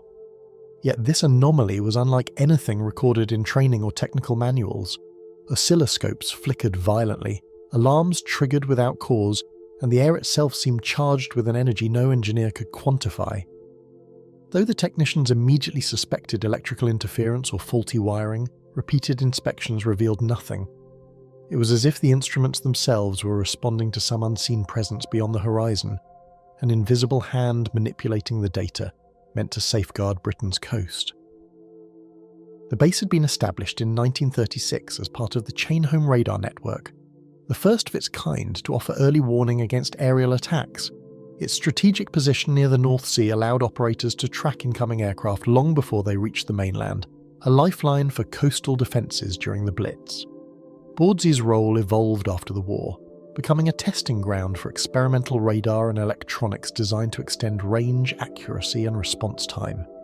The installation featured long-range transmitters, receiver arrays, reinforced concrete bunkers, and a labyrinth of cables and generators buried to withstand both the elements and potential sabotage.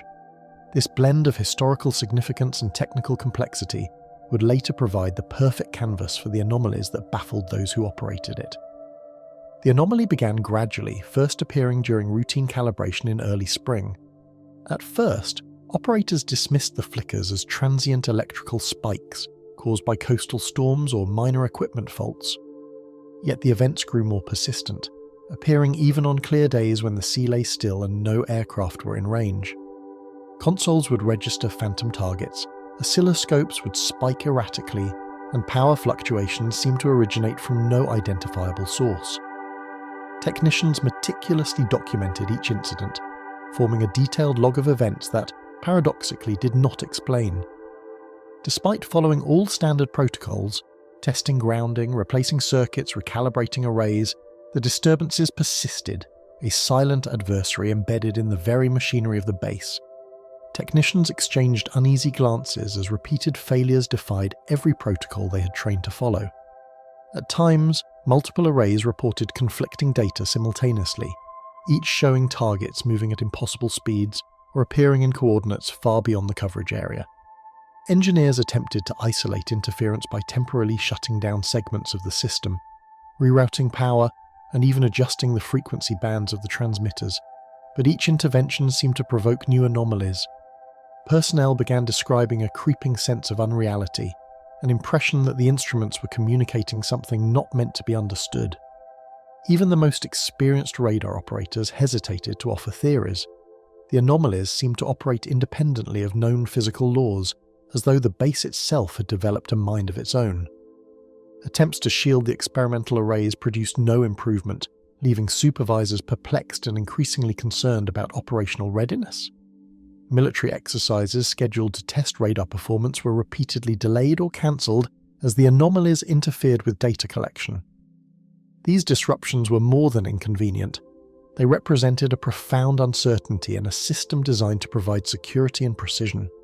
Logs from 1952 indicate that the staff began to speculate about unknown natural phenomena, magnetic storms, ionospheric disturbances, or even rare atmospheric electricity effects, but no evidence could confirm these theories. The base's engineers, disciplined and methodical, had become witnesses to occurrences that defied explanation, and with each day the unease among the personnel intensified. The anomalies escalated over the next several years, culminating in incidents where entire radar arrays would go offline without warning. Panels displayed incomprehensible signals, alarms sounded continuously, and instruments that had once been reliable indicators of aircraft or ships now produced nothing but noise. Investigators brought in from other stations could replicate some irregularities, but never all, suggesting that the disturbances were localized yet persistent. The cumulative effect on morale was profound. Trained operators, accustomed to solving complex problems, found themselves powerless against phenomena that offered no pattern, no cause, and no resolution. As more advanced radar technology emerged, the base's role declined, with coastal monitoring consolidated into fewer, larger stations. Equipment was gradually removed, some bunkers were abandoned, and the physical infrastructure began to decay under the relentless coastal weather. Yet even as the site fell silent, locals reported occasional flickers of light atop the remaining antenna masts and faint low-frequency hums that seemed to resonate with the ruins themselves. Urban explorers and historians who later visited the grounds described a pervasive stillness, punctuated by sensations that could not be accounted for by wind or decay. The very atmosphere of Bawdsey appeared to retain the imprint of the energy anomalies that had confounded its operators, as though the base's history of unexplained interference had seeped into the landscape. The ruins of Bawdsey's radar arrays and bunkers serve as silent monuments to human innovation and the persistent enigmas that elude measurement. Nature steadily reclaims the grounds, and the roar of the North Sea fills spaces once occupied by hums of electricity and human voices. The memory of the energy spikes, the equipment failures, and the inexplicable readings endures not only in technical reports, but in the quiet unease felt by those who venture near. RAF Bawdsey is no longer a hub of experimentation or defence, yet the traces of its past, both factual and enigmatic, linger in ways that invite questions and speculation, challenging anyone who tries to reconcile history with the inexplicable. Invisible forces may leave no mark, yet their echoes linger in ways that defy measurement or explanation. The Isle of May's forgotten submarine base, Scotland. A watchman squinted into the grey swell, convinced that something massive had passed beneath the surface, yet no sonar blip confirmed it. The Isle of May, a small rocky island at the mouth of the Firth of Forth, had once been home to a modest naval installation, its concrete docks and low-slung buildings designed to monitor submarine activity in Scotland's northern approaches.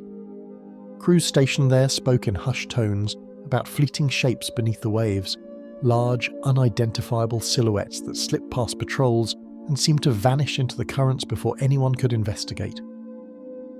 Although officially the base's mission was straightforward coastal defence and surveillance, those who worked there could not ignore the unnerving incidents that punctuated routine operations. Rusting chains and mooring posts clanged with the tide, echoing through empty docks that had not felt the weight of a vessel in decades. The base's construction, completed in the early years of the Cold War, had prioritised practicality over comfort. Concrete piers jutted into the North Sea, storage bunkers were buried just above the high water line, and small barracks clustered together to shelter personnel from the island's bitter winds. Submarine monitoring relied heavily on sonar buoys and coastal listening devices, which were remarkably advanced for their time yet limited in range. Even within these technical constraints, the human operators often reported what could only be described as anomalous readings, echoes of objects moving in impossible patterns or speeds, as if the water itself had been harbouring secrets beyond comprehension. Fog rolled across the cliffs, muffling the sound of waves and concealing movements in the water that should have been impossible.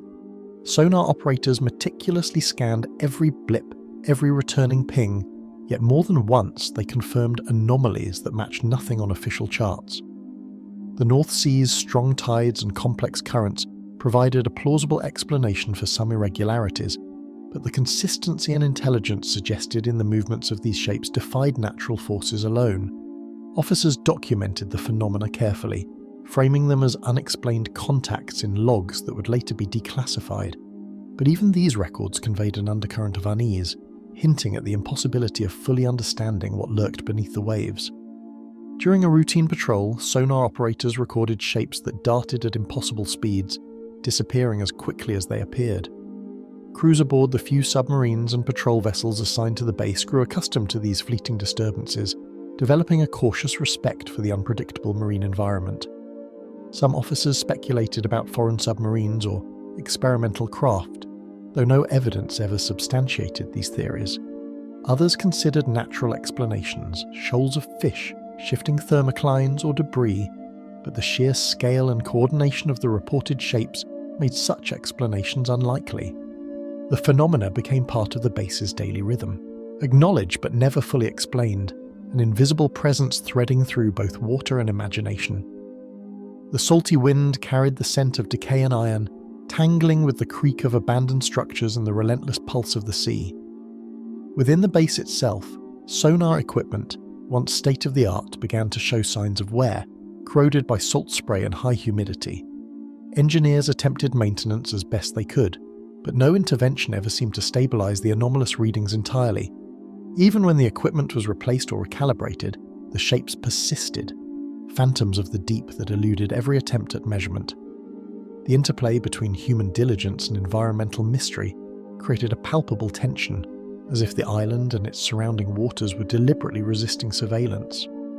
Pairs or small teams of personnel often exchanged nervous glances when reports of movement conflicted or defied logic. Logs recorded sporadic incidents, where sonar readings showed coordinated patterns resembling tactical maneuvers, yet no known vessel was present. The persistence of these phenomena, combined with the logistical difficulty of supplying and maintaining a small island outpost, gradually eroded confidence in the base's operational value. Even the most disciplined officers acknowledged a sense of intrusion, an awareness that some element of the natural or technological world was beyond their control or comprehension. After its closure, the base's structures deteriorated, concrete piers succumbed to tidal wear, and the island became increasingly overgrown with moss and lichen. The remaining sonar equipment was removed, leaving only skeletal frames of metal and rusted cables where the devices had once hung. Researchers visiting in subsequent decades noted that the surrounding waters still produced anomalous readings when scanned with modern instruments, albeit far weaker than during the base's operational period. Fishermen occasionally reported strange fleeting shapes beneath their hulls, and seabirds reacted to invisible disturbances with sudden flights or erratic dives.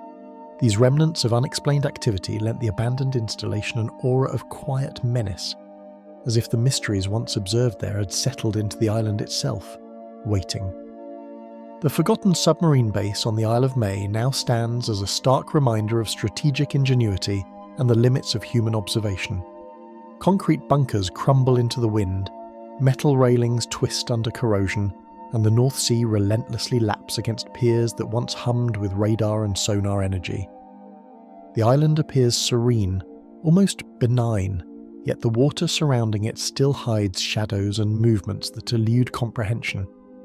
Researchers, historians, and the rare urban explorer who dares to approach are greeted by silence punctuated by the whisper of waves, carrying the weight of decades-old anomalies that refuse to vanish entirely. Certain forms remain hidden beneath the waves, yet their presence is felt in ways no chart or instrument can fully capture. Montauk Air Force Station's Broken Horizon, New York, USA.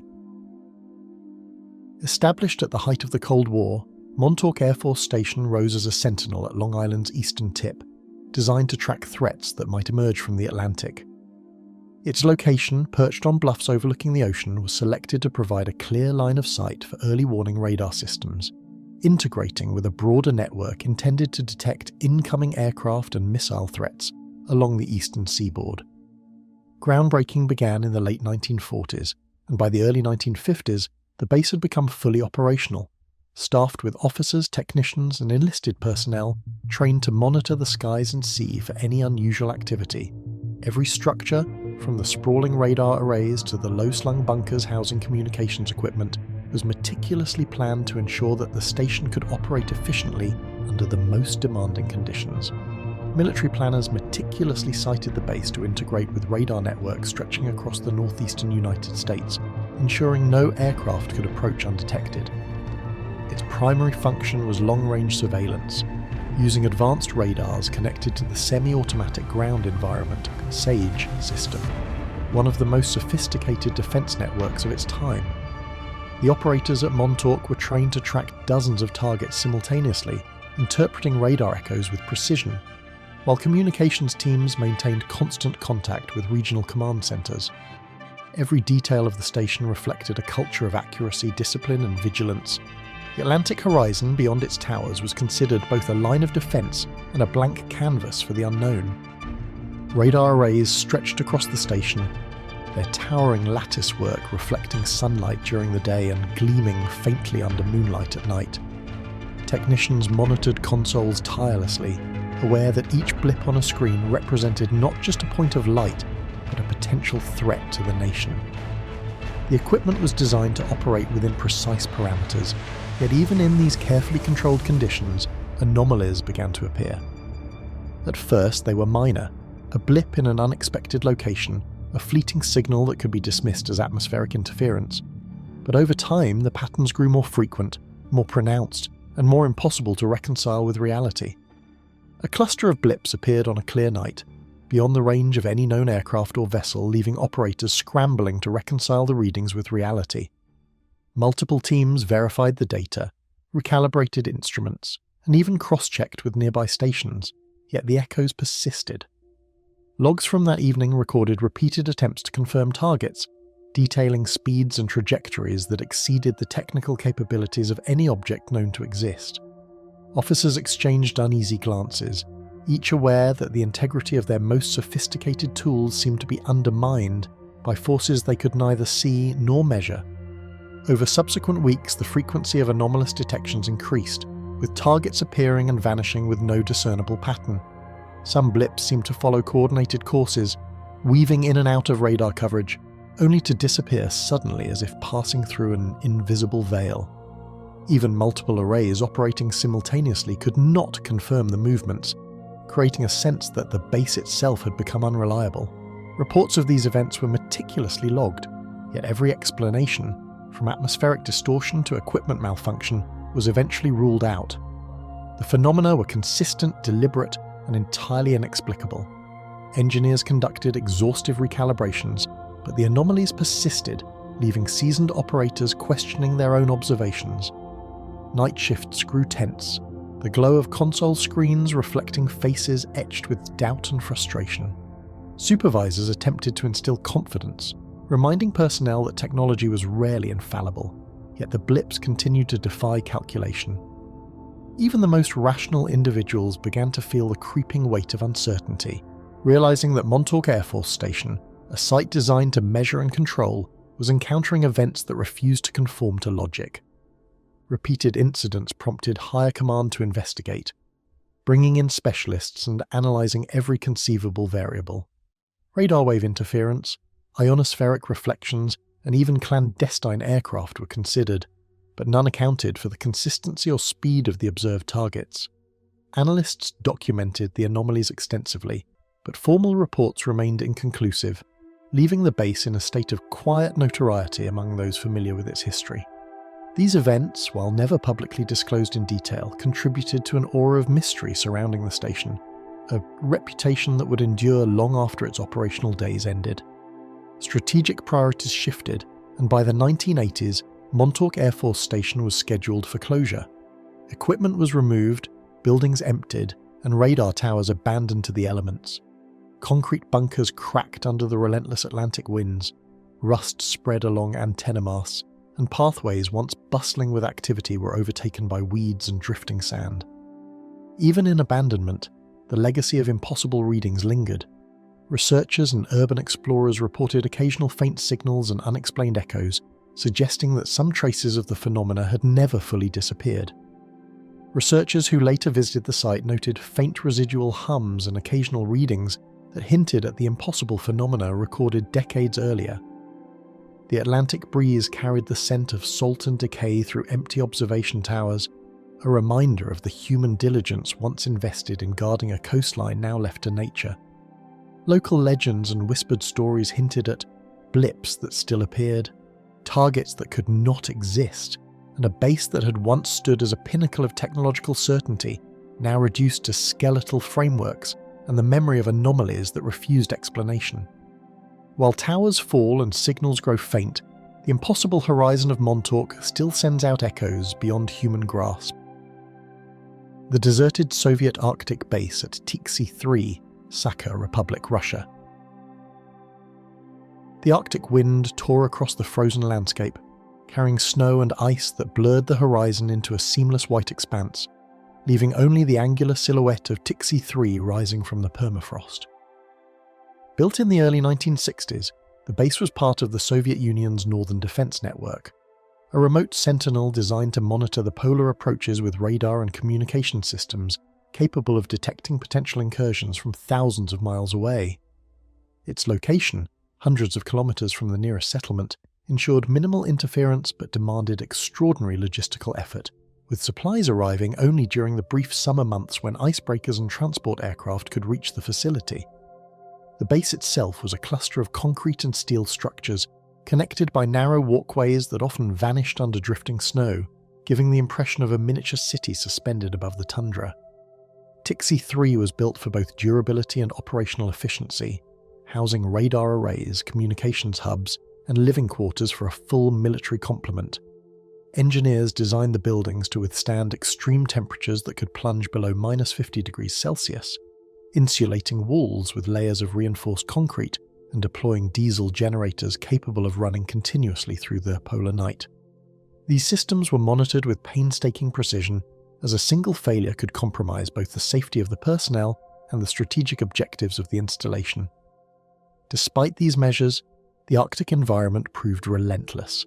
Blizzards could immobilize vehicles, frost could clog mechanical components, and the very ground itself shifted subtly beneath the weight of the structures, complicating maintenance and construction. Daily life at Tixie 3 was a rhythm of extremes. Personnel emerged from insulated quarters into the stinging wind to service radar arrays, check generator outputs, and maintain communication lines. Meals were brief, often hurried between shifts of surveillance and monitoring, and contact with the outside world was limited to scheduled radio transmissions. The isolation was profound. Weeks could pass without any human presence beyond the station's walls, and the endless white landscape outside reinforced the sense of both vulnerability and purpose. It was within this stark environment that the first signs of the base's mystery began to emerge. Small equipment failures that could not be traced to any known cause, brief but repeated power outages, and radar distortions that defied technical explanation. Officers and technicians initially attributed these anomalies to the harsh Arctic conditions, frost accumulation, electrical surges, and high winds, but patterns began to emerge that suggested something more enigmatic. Systems would fail simultaneously despite redundancy measures, and repairs would hold for only brief periods before another inexplicable blackout occurred. Logs began to reflect not just technical malfunctions, but a growing unease among personnel, notes describing frustration at the inability to reconcile observed behaviour with the theoretical performance of their systems. Even the most experienced engineers, accustomed to remote Arctic operations, found themselves questioning the reliability of their instruments. One particularly violent winter storm illuminated the base's vulnerability and the extent of its mysteries. Blinding snow and howling winds battered the structures, yet the radar arrays designed to withstand such conditions reported anomalies that seemed impossible under any natural or mechanical explanation. Operators recorded moving blips that appeared and disappeared without pattern. Electrical systems fluctuated in ways that defied diagnostic reasoning, and the generators, normally steady, momentarily cut out in perfect synchronization. Repeated recalibration yielded no solution, and the officers on duty began to recognize that the base was behaving as if influenced by forces beyond both engineering and environmental norms. Weeks stretched into months, and the strain on personnel grew unbearable. The isolation of the Arctic magnified the psychological impact of the unexplained failures, and whispered theories began circulating, perhaps electromagnetic phenomena unique to the polar region, or unknown atmospheric conditions creating illusions on the equipment. Yet no test, observation or adjustment could resolve the anomalies. Every intervention seemed to be anticipated, every repair undermined by forces invisible yet pervasive. The base's isolation, once a strategic advantage, now intensified the sense of helplessness among its occupants. Efforts to keep the station fully operational were repeatedly frustrated by unexplained anomalies, weakening trust in its role. Reports were sent to higher command, but even seasoned officials found the logs perplexing. The Arctic winter was merciless, yet the equipment should have endured. The anomalies, however, suggested that survival alone could not ensure stability. Personnel began to prepare for the eventual decommissioning, quietly documenting the events they could not explain while continuing to fulfill their duties under extreme duress. With shifting strategic priorities and advancing technology, The Soviet military gradually abandoned Tixie 3 and other Arctic installations in the late 1980s. Buildings were left partially dismantled, generators idled, and radar arrays frozen in place, their surfaces dusted with snow and ice that would never melt.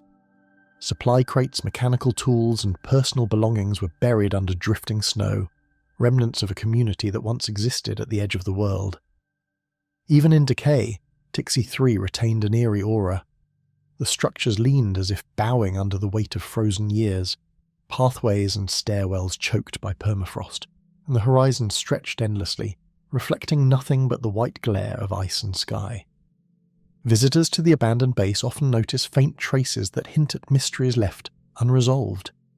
Faint electrical hums sometimes echoed through abandoned corridors. Equipment that should have long since failed occasionally flickered to life. And radar arrays, though inert, still seemed to carry the memory of anomalous readings. The Arctic environment, relentless and indifferent, had preserved both the structures and their secrets, leaving a place frozen in time and simultaneously defying explanation. The sense that the base itself had been a witness to something beyond ordinary perception persisted, carried in whispered accounts and the quiet desolation of the landscape. The silence of the Arctic is absolute, yet Tixie 3 seemed to whisper of forces and failures that no human intervention could ever fully understand. Romania's troposcatter base at Rasnov, Romania.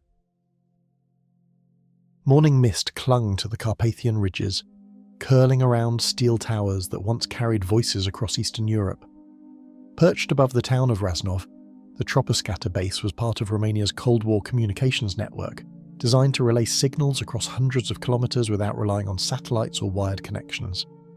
Its location, chosen for line of sight over the undulating terrain, allowed microwave signals to bounce over the hills and valleys, connecting command centers with remote posts in the Eastern Bloc.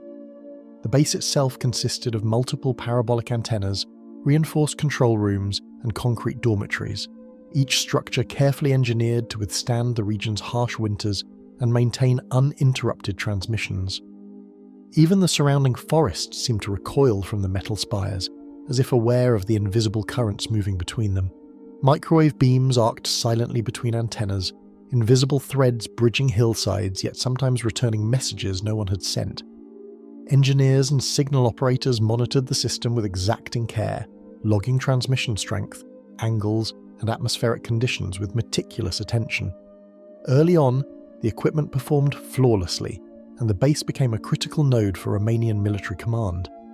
But subtle irregularities began to emerge, echoes that did not correspond to any known transmitter, signals appearing at impossible angles, or bursts of interference too precise to be random. These occurrences, initially dismissed as atmospheric distortion or human error, began to accumulate, leaving technicians unsettled. Inside concrete control rooms, dials clicked and lights flickered, each signal scrutinized for imperfections that might hide a larger truth. Operators adjusted amplifiers, recalibrated directional antennas, and rerouted transmissions, yet the anomalous returns persisted. Logs recorded repeated attempts to isolate the source, detailing signal strength, trajectory, and timing, but every investigative path reached a dead end. Senior officers, briefed on the situation, suggested standard troubleshooting procedures, but even experienced engineers found themselves at a loss, encountering phenomena that violated their training and expectations. A burst of static interrupted routine transmissions, its pattern precise yet untraceable, leaving engineers baffled. The pulse appeared at the same moment across multiple receivers, moving with a coherence that suggested intent rather than randomness. Attempts to triangulate its origin returned inconclusive or contradictory results, sometimes placing the source in impossible positions within the surrounding valleys.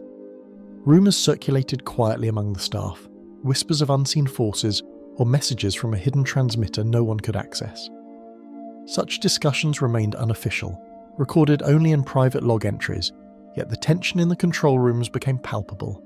Logs revealed repetition, a rhythm in the impossible echoes that suggested intention, though no source could be identified. Operators noted sequences that mimicked human communication, bursts of signal resembling code or language, yet analysis consistently failed to decipher meaning. Even the most logical explanations, atmospheric reflection, multipath distortion, or equipment malfunction could not account for the pattern's persistence or precision. The troposcatter system, engineered for reliability and predictability, now seemed to act unpredictably, as if responding to forces outside both technology and human control. Technicians shared whispered theories over coffee, reluctant to document suspicions that might be dismissed as imagination. Some speculated on clandestine foreign transmitters, while others considered naturally occurring anomalies in the ionosphere unique to the Carpathian region. Yet these conjectures failed to satisfy anyone, and the base's official reports remained carefully neutral, describing events as unexplained signal deviations without implying cause. The tension between empirical observation and institutional expectation created a quiet strain, with staff alternating between skepticism, awe, and unease. Atmospheric models and equipment diagnostics offered no answers, each correction failing to prevent the anomaly's return. Engineers rebuilt circuits, replaced antennas, and rerouted transmissions in search of a pattern that could explain the interference, but the signals proved elusive. At times, the anomalies would disappear entirely, leaving technicians questioning whether they had imagined the phenomenon, only to return unpredictably with renewed precision. The duality of invisibility and undeniable presence transformed the base from a bastion of order into a locus of quiet uncertainty, where even certainty seemed unreliable. At unexpected hours, signals began to appear, sometimes while the hills were shrouded in fog, as though the landscape itself was participating. Operators observed that certain atmospheric conditions seemed to correlate loosely with anomalous transmissions, yet no pattern was reliable enough to predict occurrences. The paradox of detectable yet untraceable signals generated a pervasive unease, amplified by the isolation of the site and the knowledge that these phenomena were beyond human explanation. Conversations among staff turned toward theories of electromagnetic anomalies, unintended reflections, or experimental interference from unknown sources, but no conclusion ever satisfied the repeated evidence. Chains clanged on empty gates, antennas sagged toward the valley, and the base fell silent under the weight of disuse. By the 1980s, as Cold War priorities shifted and the troposcatter system became less central to national defence, Tixie 3's Romanian counterpart at Rasnov was gradually decommissioned. Equipment was removed, antennas left to rust, and buildings abandoned to weather and wildlife.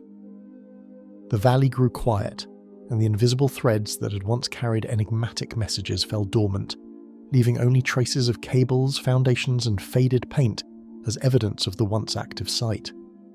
Now and then, faint microwaves register on modern instruments, teasing observers with remnants of an enigma never fully explained.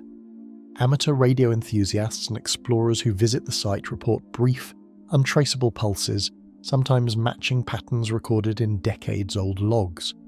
Whether these are artifacts of residual technology, reflections from the surrounding terrain, or true anomalies remains unknown. The troposcatter array, though inactive, seems to retain a memory of its former purpose, silently hinting at communications that defied understanding and a history that still reaches beyond sight or measure. Through the quiet valleys of Rasnov, the hills seem to hum with messages that no one can decode, a secret still waiting to speak. Camp Hero's unfinished expansion, Montauk, USA. The cliffs along Montauk's shore rose sharply from the Atlantic, framing the incomplete silhouette of Camp Hero against the horizon. Sand and wind scoured the foundations left behind, revealing only fragments of what had been intended as a vast coastal defence installation. Originally constructed during World War II, the base was designed to monitor naval activity and safeguard Long Island from potential enemy incursions. Its position at the tip of the peninsula allowed both line of sight across the ocean and strategic oversight of maritime approaches, making it a critical node in the American coastal defence network. Even as the tides lapped at the rocks below, the skeletal remains of bunkers and observation posts suggested human ambition, cut short by circumstances no longer fully recorded. During the height of the war, military planners envisioned a sprawling complex, one that would combine radar towers, reinforced bunkers, and underground tunnels capable of sheltering personnel and equipment from both bombardment and the harsh elements. Detailed maps reveal a meticulously calculated design. Observation points aligned for maximum coverage, underground chambers linked by concealed corridors, and reinforced perimeters that would allow the base to operate independently for extended periods. Engineers worked with an urgency dictated by global conflict, their blueprints reflecting both technological innovation and strategic necessity, yet even the most carefully considered plans could not anticipate every obstacle imposed by the land itself. Engineers laid concrete foundations with precise measurements, intending a network of bunkers, tunnels, and observation posts that would withstand both time and attack. The workforce faced challenges immediately: uneven bedrock, shifting sands, and the persistent intrusion of salt-laden air that threatened premature corrosion. Crews reinforced walls with thick rebar, poured multiple layers of concrete, and installed drainage systems intended to prevent water damage, yet the natural conditions continually undermined their efforts. Each structure, though conceptually sound, struggled to reconcile the rigidity of engineering with the mutable realities of the coastal terrain. Even as work progressed, walls shifted slightly from their intended alignment, forcing crews to halt construction and reevaluate their plans.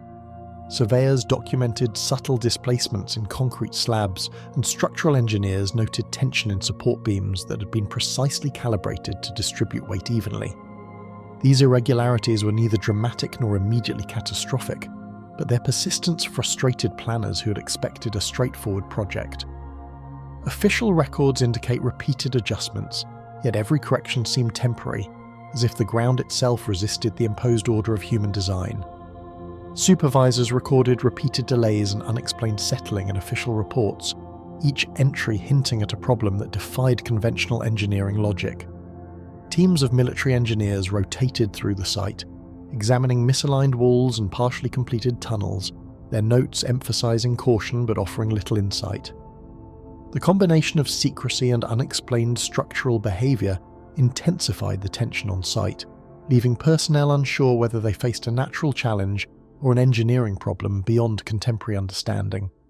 Weeks stretched into months as labourers and officers laboured under secrecy, the incomplete structures casting long shadows over morale. Even routine tasks became exercises in patience, with careful measurement and repeated verification required at every stage. The base's isolation on the Montauk Peninsula, once intended to enhance security, instead accentuated a sense of dislocation as workers moved through half-formed corridors and unfinished rooms, aware that their efforts might never be fully realised. When work ceased entirely, concrete forms were left exposed, tunnels half-carved into the earth, and steel beams jutting from the ground as silent testimony to unfulfilled intentions. Budgetary constraints, shifting priorities following the war's end, and the persistent structural anomalies contributed to the decision to abandon the expansion. Though some equipment was salvaged and relocated, much of the site remained intact yet incomplete, leaving behind a landscape frozen in mid-construction, a reminder of plans that had once seemed vital but were never completed. Nature slowly claimed what men had left behind, vines crawling along walls and sand drifting into corridors that had never seen a completed roof. Rust streaked the exposed steel, rainwater pooled in unfinished rooms, and wind whistled through tunnels that had never been sealed. The surrounding vegetation grew unchecked, obscuring foundations and creating an eerie juxtaposition of human order and natural reclamation. Even decades later, the site retained a quiet tension, the geometry of unfinished buildings and tunnels hinting at intentions that had been thwarted before realization. Visitors report peculiar angles, echoes in unfinished chambers, and corridors that seem slightly distorted, leaving a subtle impression that something was never meant to be finished. Photographs and amateur surveys show concrete slabs that tilt in ways that defy expectation, staircases that end abruptly, and walls that appear to bend under unseen forces. Though mundane explanations exist, shifting soil erosion or minor construction errors, the collective effect creates an enduring sense of unease, as if the base itself holds knowledge of its own incompletion. Even now, the unfinished corridors and half-built bunkers of Camp Hero seem to whisper of plans that were halted mid-thought, as though the base remembers the work it was never allowed to complete. The Indian Navy's forsaken INS Kalinga Annex, Andhra Pradesh, India. The Indian Navy commissioned the annex to enhance missile readiness. linking it to a network of coastal defence stations along the Bay of Bengal. Conceived during a period of heightened regional tension, the base was intended to support missile storage, radar surveillance, and strategic coastal monitoring. Its establishment represented both a technological and logistical achievement, integrating advanced systems within a relatively remote section of Andhra Pradesh. The plans detailed bunkers, observation towers, and secure storage facilities, each element designed to withstand not only environmental challenges, but also the potential strains of wartime operations. To safeguard sensitive systems, engineers employed reinforced concrete and steel frameworks, testing every installation against storms, corrosion, and seismic stress. Bunkers were constructed with interlocking supports, radar towers mounted on adjustable platforms, and underground storage reinforced with vibration-dampening materials. Every structural element was documented meticulously, ensuring adherence to military specifications and long-term durability. Yet, even the most careful engineering could not entirely anticipate the complex interactions of tropical coastal humidity, shifting soil and mechanical vibrations caused by heavy machinery. Trained for exacting standards, operators monitored radar and missile systems with precision, accustomed to schedules dictated by strict military protocols. Personnel worked in rotating shifts, recording operational data, maintaining equipment, and conducting drills designed to keep the annex fully mission-ready. Initial reports indicated smooth operations, with systems functioning according to design expectations and all metrics within normal tolerances. The professionalism of the staff masked the underlying unease that would gradually emerge, as subtle anomalies began to interfere with otherwise routine procedures. Shortly thereafter, reports emerged of inexplicable vibrations that ran through floors and walls, disrupting both personnel and equipment alike. Initially, these pulses were intermittent, fleeting, and seemingly random, manifesting as minor jolts, vibrating machinery, or low-frequency tremors detected only on sensitive instruments. Each incident was logged carefully, yet repeated investigations revealed no discernible source, leaving engineers increasingly perplexed and quietly concerned. Archive communications reveal that sensors installed along the annex's perimeter frequently recorded anomalous electromagnetic fluctuations, coinciding with the unexplained vibrations, though the signals did not match any known natural or man-made source.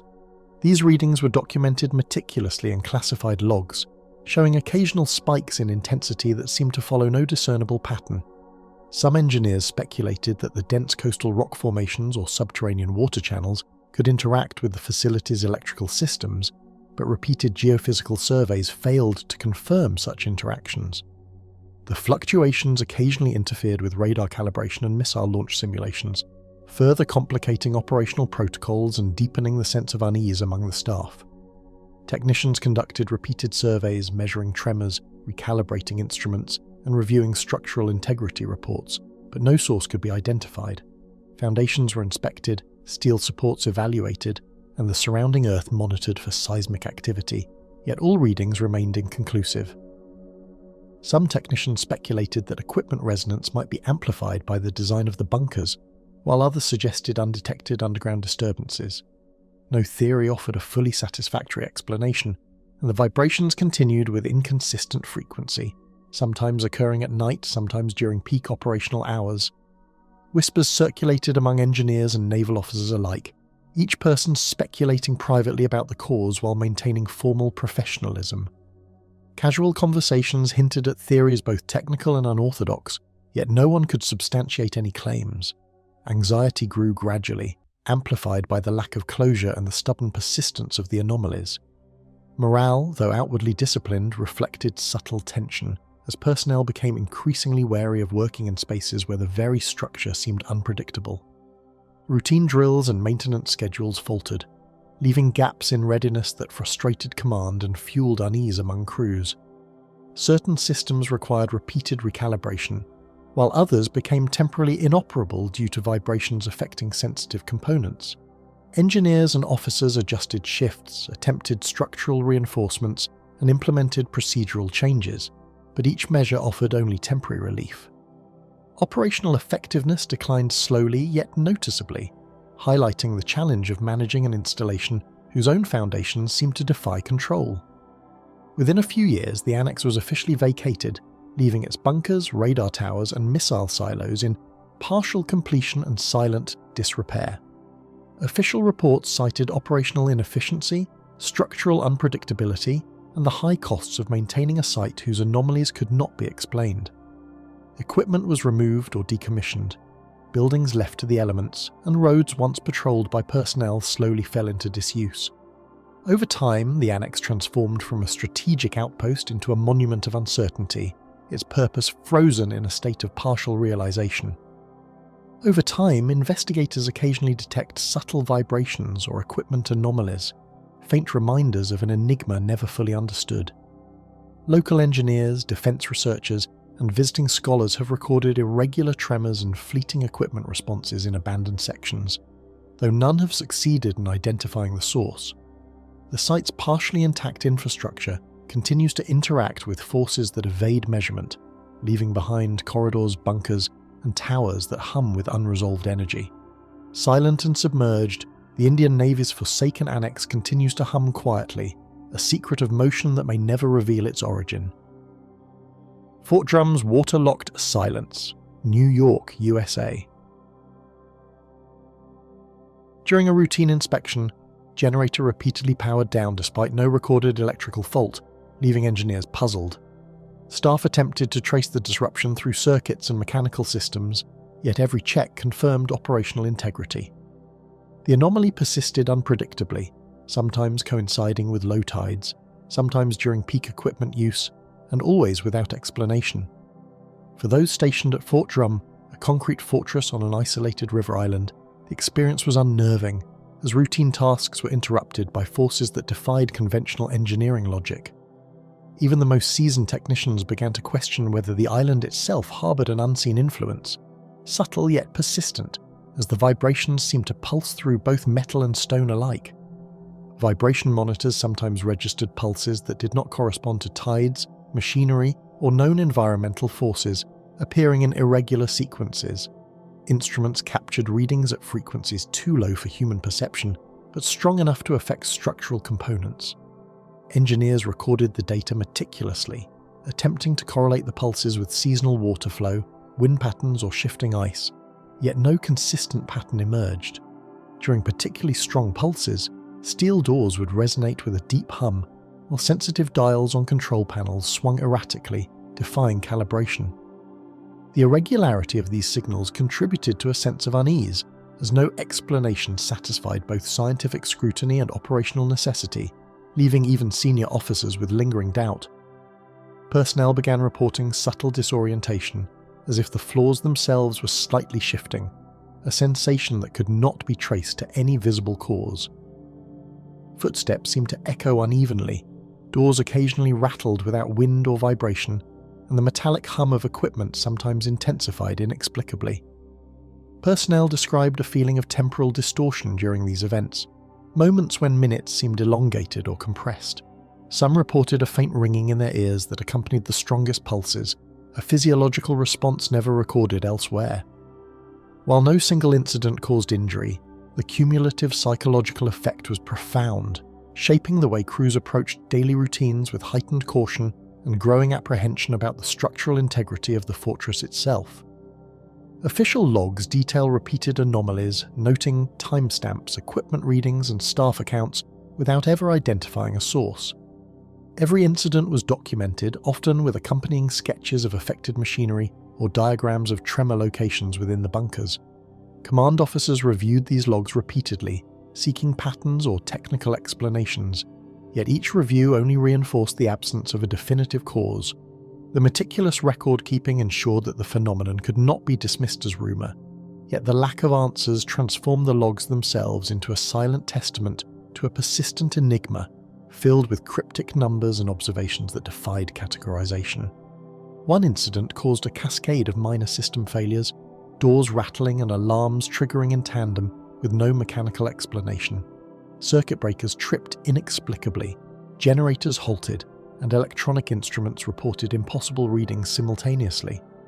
Technicians scrambled to isolate faults, often finding no connection between failures, leaving only the vibrations as the common thread. In one documented case, the lights in an entire barracks flickered for several minutes before abruptly returning to normal, while distant echoing sounds reverberated through tunnels with no apparent source.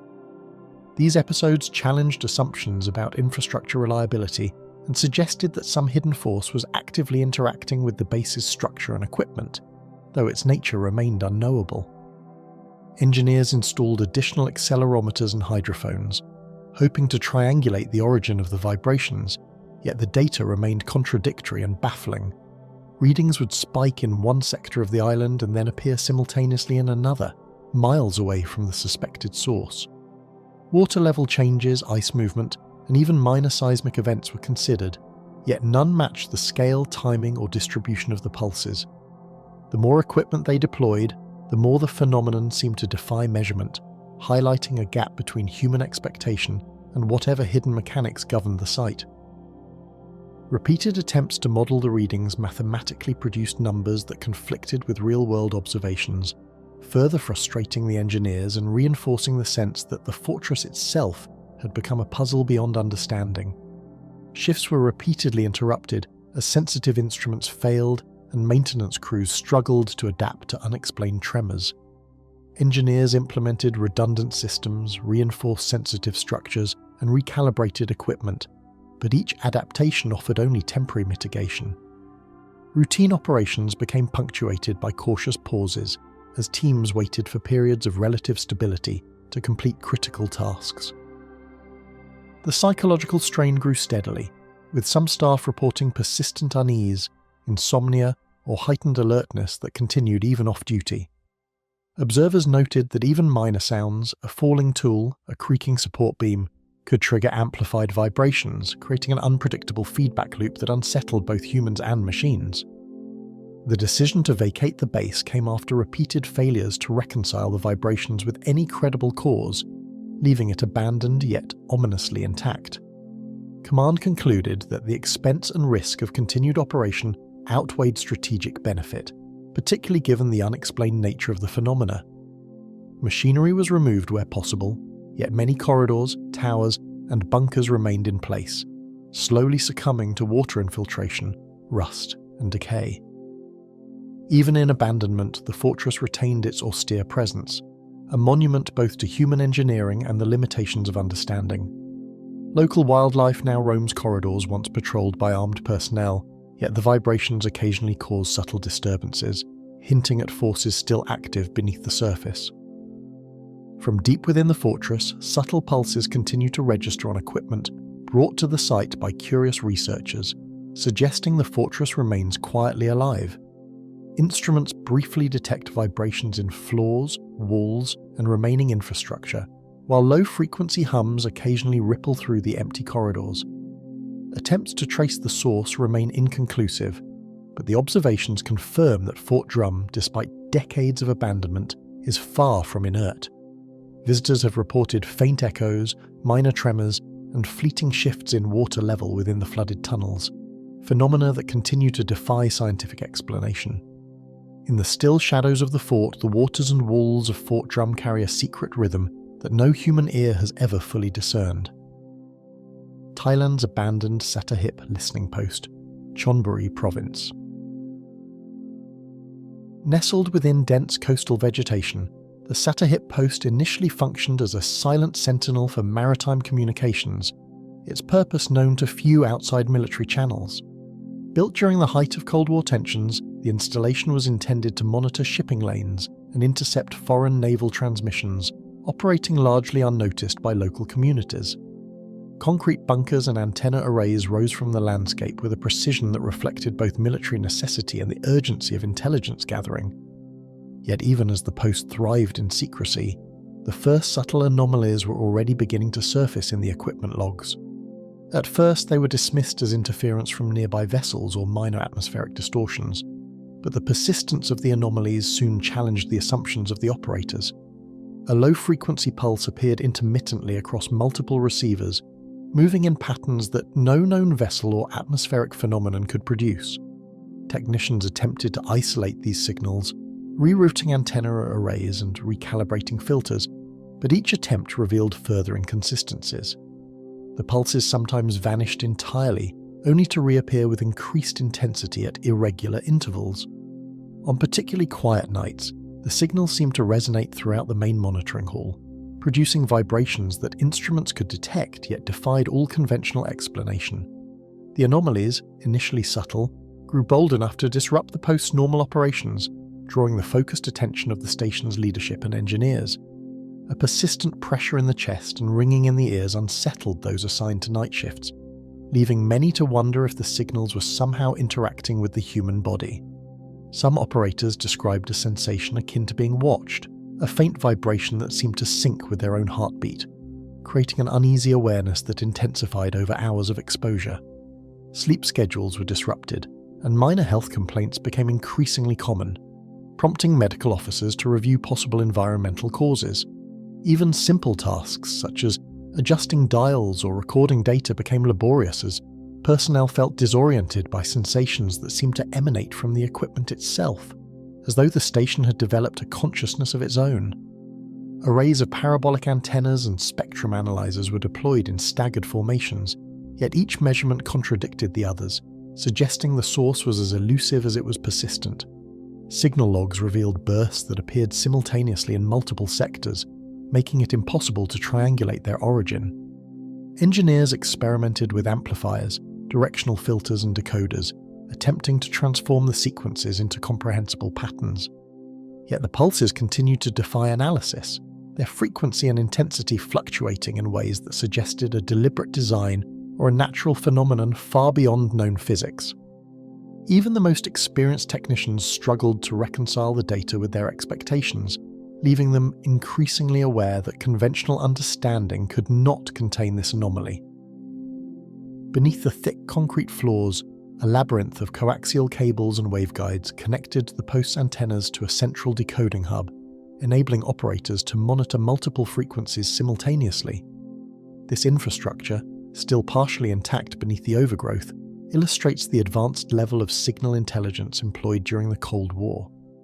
Communications with nearby coastal posts faltered without warning, while secondary monitoring systems displayed phantom echoes that could not be traced to any earthly origin.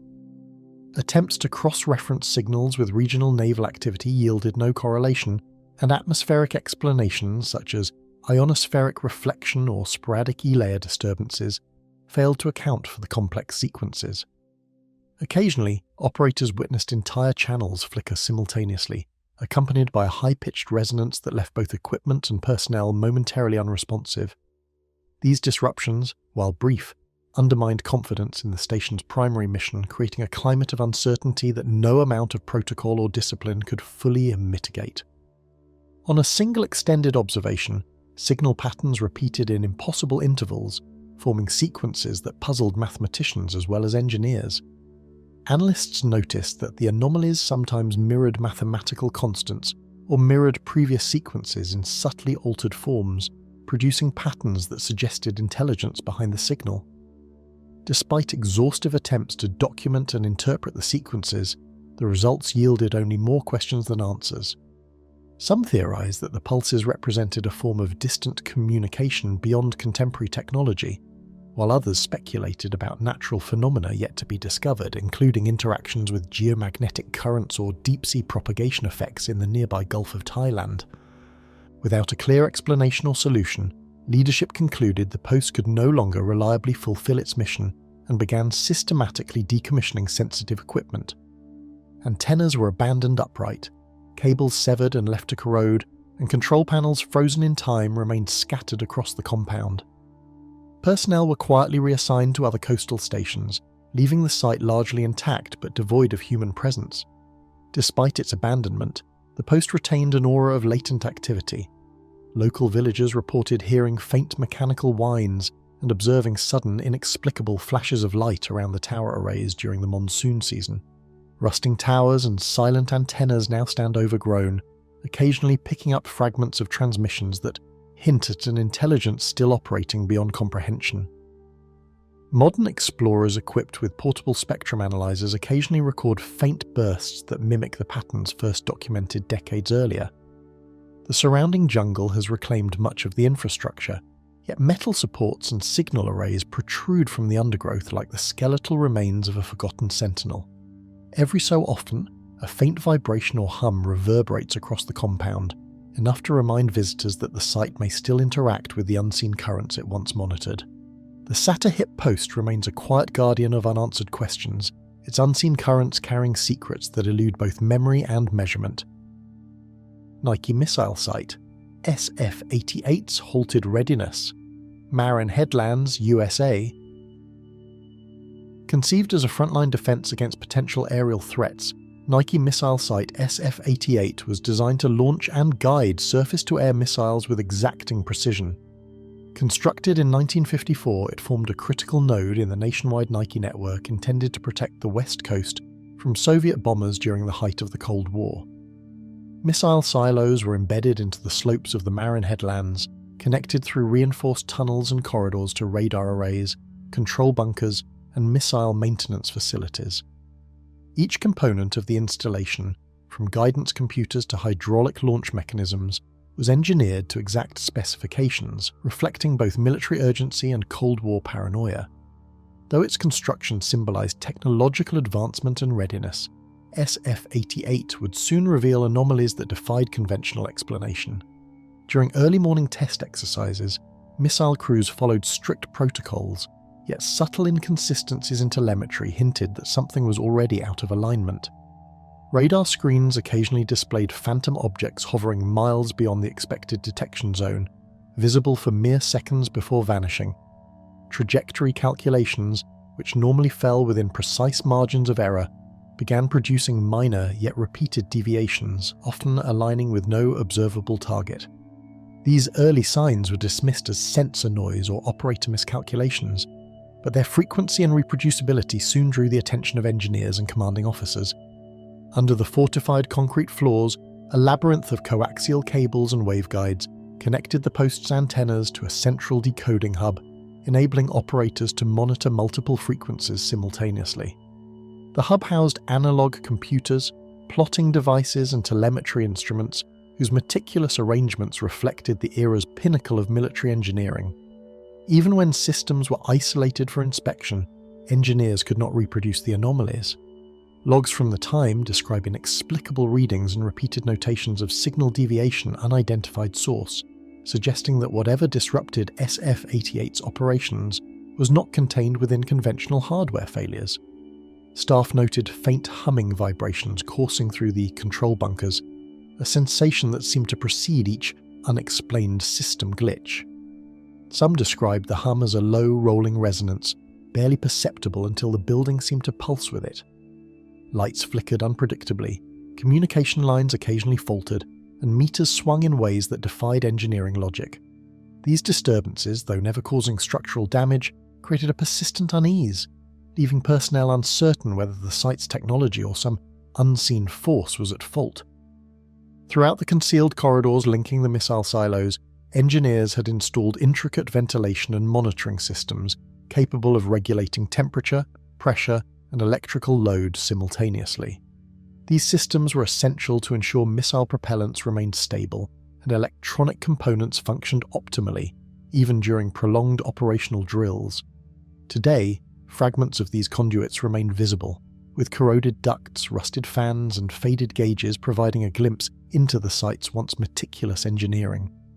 The contrast between this careful planning and the persistent anomalies that plagued SF-88 highlights just how extraordinary the site's unexplained failures truly were. Test drills escalated in complexity, yet the anomalies became more pronounced. Guidance circuits intermittently tracked phantom targets at impossible altitudes, and radar systems produced ghost echoes that could not be verified visually. Engineers swapped out key components, recalibrated instruments, and even conducted overnight simulations, yet the disruptions persisted. Historical reports indicate that personnel grew increasingly frustrated, as every attempted solution only confirmed that SF-88's unusual behavior operated outside known parameters. Repeated test failures disrupted strategic readiness, leaving commanders uncertain about the site's operational viability. Exercises that normally took hours extended into days, consuming both human resources and critical maintenance schedules. The Air Force and Army, coordinating the Nike defense network, grew wary of deploying missiles from SF-88 under real-world scenarios. Internal correspondence from the period highlights potential reliability concerns and notes multiple temporary shutdowns for review, emphasizing how the unexplained anomalies undermined confidence at the highest levels. By the mid-1970s, SF-88 was officially deactivated, its missile silos and radar towers left intact yet silent. Missiles remained in their bays, slowly succumbing to corrosion and neglect, while control rooms that once hummed with precision instruments stood frozen in mid-operation. Structural details such as blast doors, hydraulic elevators, and emergency generator systems were left largely intact, creating an eerie tableau of a site abandoned in the midst of its prime. Vegetation from the surrounding headlands gradually crept into the compound, softening concrete edges and partially obscuring the complex from casual observation. Technicians and engineers who returned decades later found remnants of SF-88's electrical systems still partially operational. Old oscilloscopes occasionally flicker, and meters register minute readings despite lacking a visible power source. Amateur historians and electronics enthusiasts exploring the site report that instruments sometimes respond to environmental stimuli or distant radio frequencies, producing faint blips reminiscent of the original anomalies. Photographs taken within the bunkers reveal static patterns on old CRT screens, hinting at lingering electromagnetic activity that continues to elude scientific explanation. Those who visit the Marin headlands today describe subtle disturbances, occasional hums, fleeting flashes of control panels, and instruments that react when no one is present. Even fog and wind interacting with the site's unique topography seem to produce sensory effects that echo decades-old reports. These lingering phenomena suggest that SF-88 has not fully relinquished its mysteries, preserving an invisible record of the unexplained events that forced its premature deactivation. SF-88 stands as a testament to both technological ambition and the enduring mysteries that can emerge when human ingenuity meets forces it cannot fully control. The Greenland Ice-Buried Camp Century, Tunnels, Greenland. Born out of Cold War urgency, Camp Century represented a vision of technology and ambition pushed to the extreme, a military installation designed to exist entirely beneath the Greenland ice sheet. Planners imagined a self-sufficient underground city capable of conducting research, housing personnel, and testing nuclear-powered systems far from the eyes of potential adversaries. The project reflected both the audacity and paranoia of the era, a bold gamble to place a functioning base inside one of the harshest environments on Earth. Its construction was unprecedented, requiring careful planning to prevent collapse, ensure habitability, and maintain communication with the outside world despite the relentless white landscape above. Faced with thick layers of ice and snow, engineers confronted formidable challenges, forcing them to account for shifting ice pressure, extreme temperatures, and months-long polar darkness. Transportation of materials required ingenuity, with heavy machinery delivered by specialized trucks across treacherous ice surfaces and precarious crevasses. Workers endured weeks of sub-zero conditions, often sleeping in temporary shelters carved into the snow while supervising tunneling operations below. Every excavation had to account for the glacier's unpredictable movement, and minor miscalculations could result in crushing pressures that might destroy entire sections of the emerging base. The glacier's interior concealed a complex system of steel-reinforced tunnels, their walls insulated with compacted snow to resist the immense weight and temperature fluctuations. Engineers installed heating ducts, water lines, and ventilation shafts designed to circulate air and maintain livable conditions, even when temperatures outside plunged below -50 degrees Celsius. Concrete blocks, prefabricated panels, and modular components were lowered into place with cranes and lifts, while crews worked to stabilize the ice around each corridor. The precision required for these operations was extraordinary, leaving little room for error and forcing soldiers and scientists to follow meticulous protocols during every stage. Powering Camp Century demanded its own innovations, including diesel generators capable of running continuously for months, fuel storage sufficient for extended occupation, and backup systems to ensure uninterrupted electricity. Laboratories for scientific experiments, medical facilities, and barracks for personnel were strategically positioned to minimise exposure to shifting ice pressures. Conveyor belts and mechanical lifts moved supplies through tunnels efficiently, and communication lines were shielded from interference caused by ice conductivity. These systems demonstrated foresight and technical skill, yet they were constantly at the mercy of a glacier that refused to remain static. Every aspect of daily life in the tunnels was measured, controlled, and monitored. Personnel adhered to strict schedules, rotating between maintenance, research duties, and inspections of the ice-encased infrastructure. Water was drawn from melted ice and rationed for consumption and laboratory use.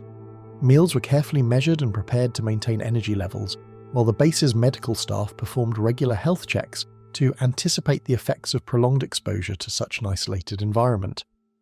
Despite the meticulous planning, the human presence could never fully dominate the unpredictable forces of the ice above. Even in these controlled conditions, subtle anomalies began to emerge. Instruments recorded vibrations with no apparent source, and electrical systems occasionally fluctuated inexplicably. Crew members reported faint sounds travelling through the ice, groaning, cracking, and shifting echoes that seemed to respond to no known activity.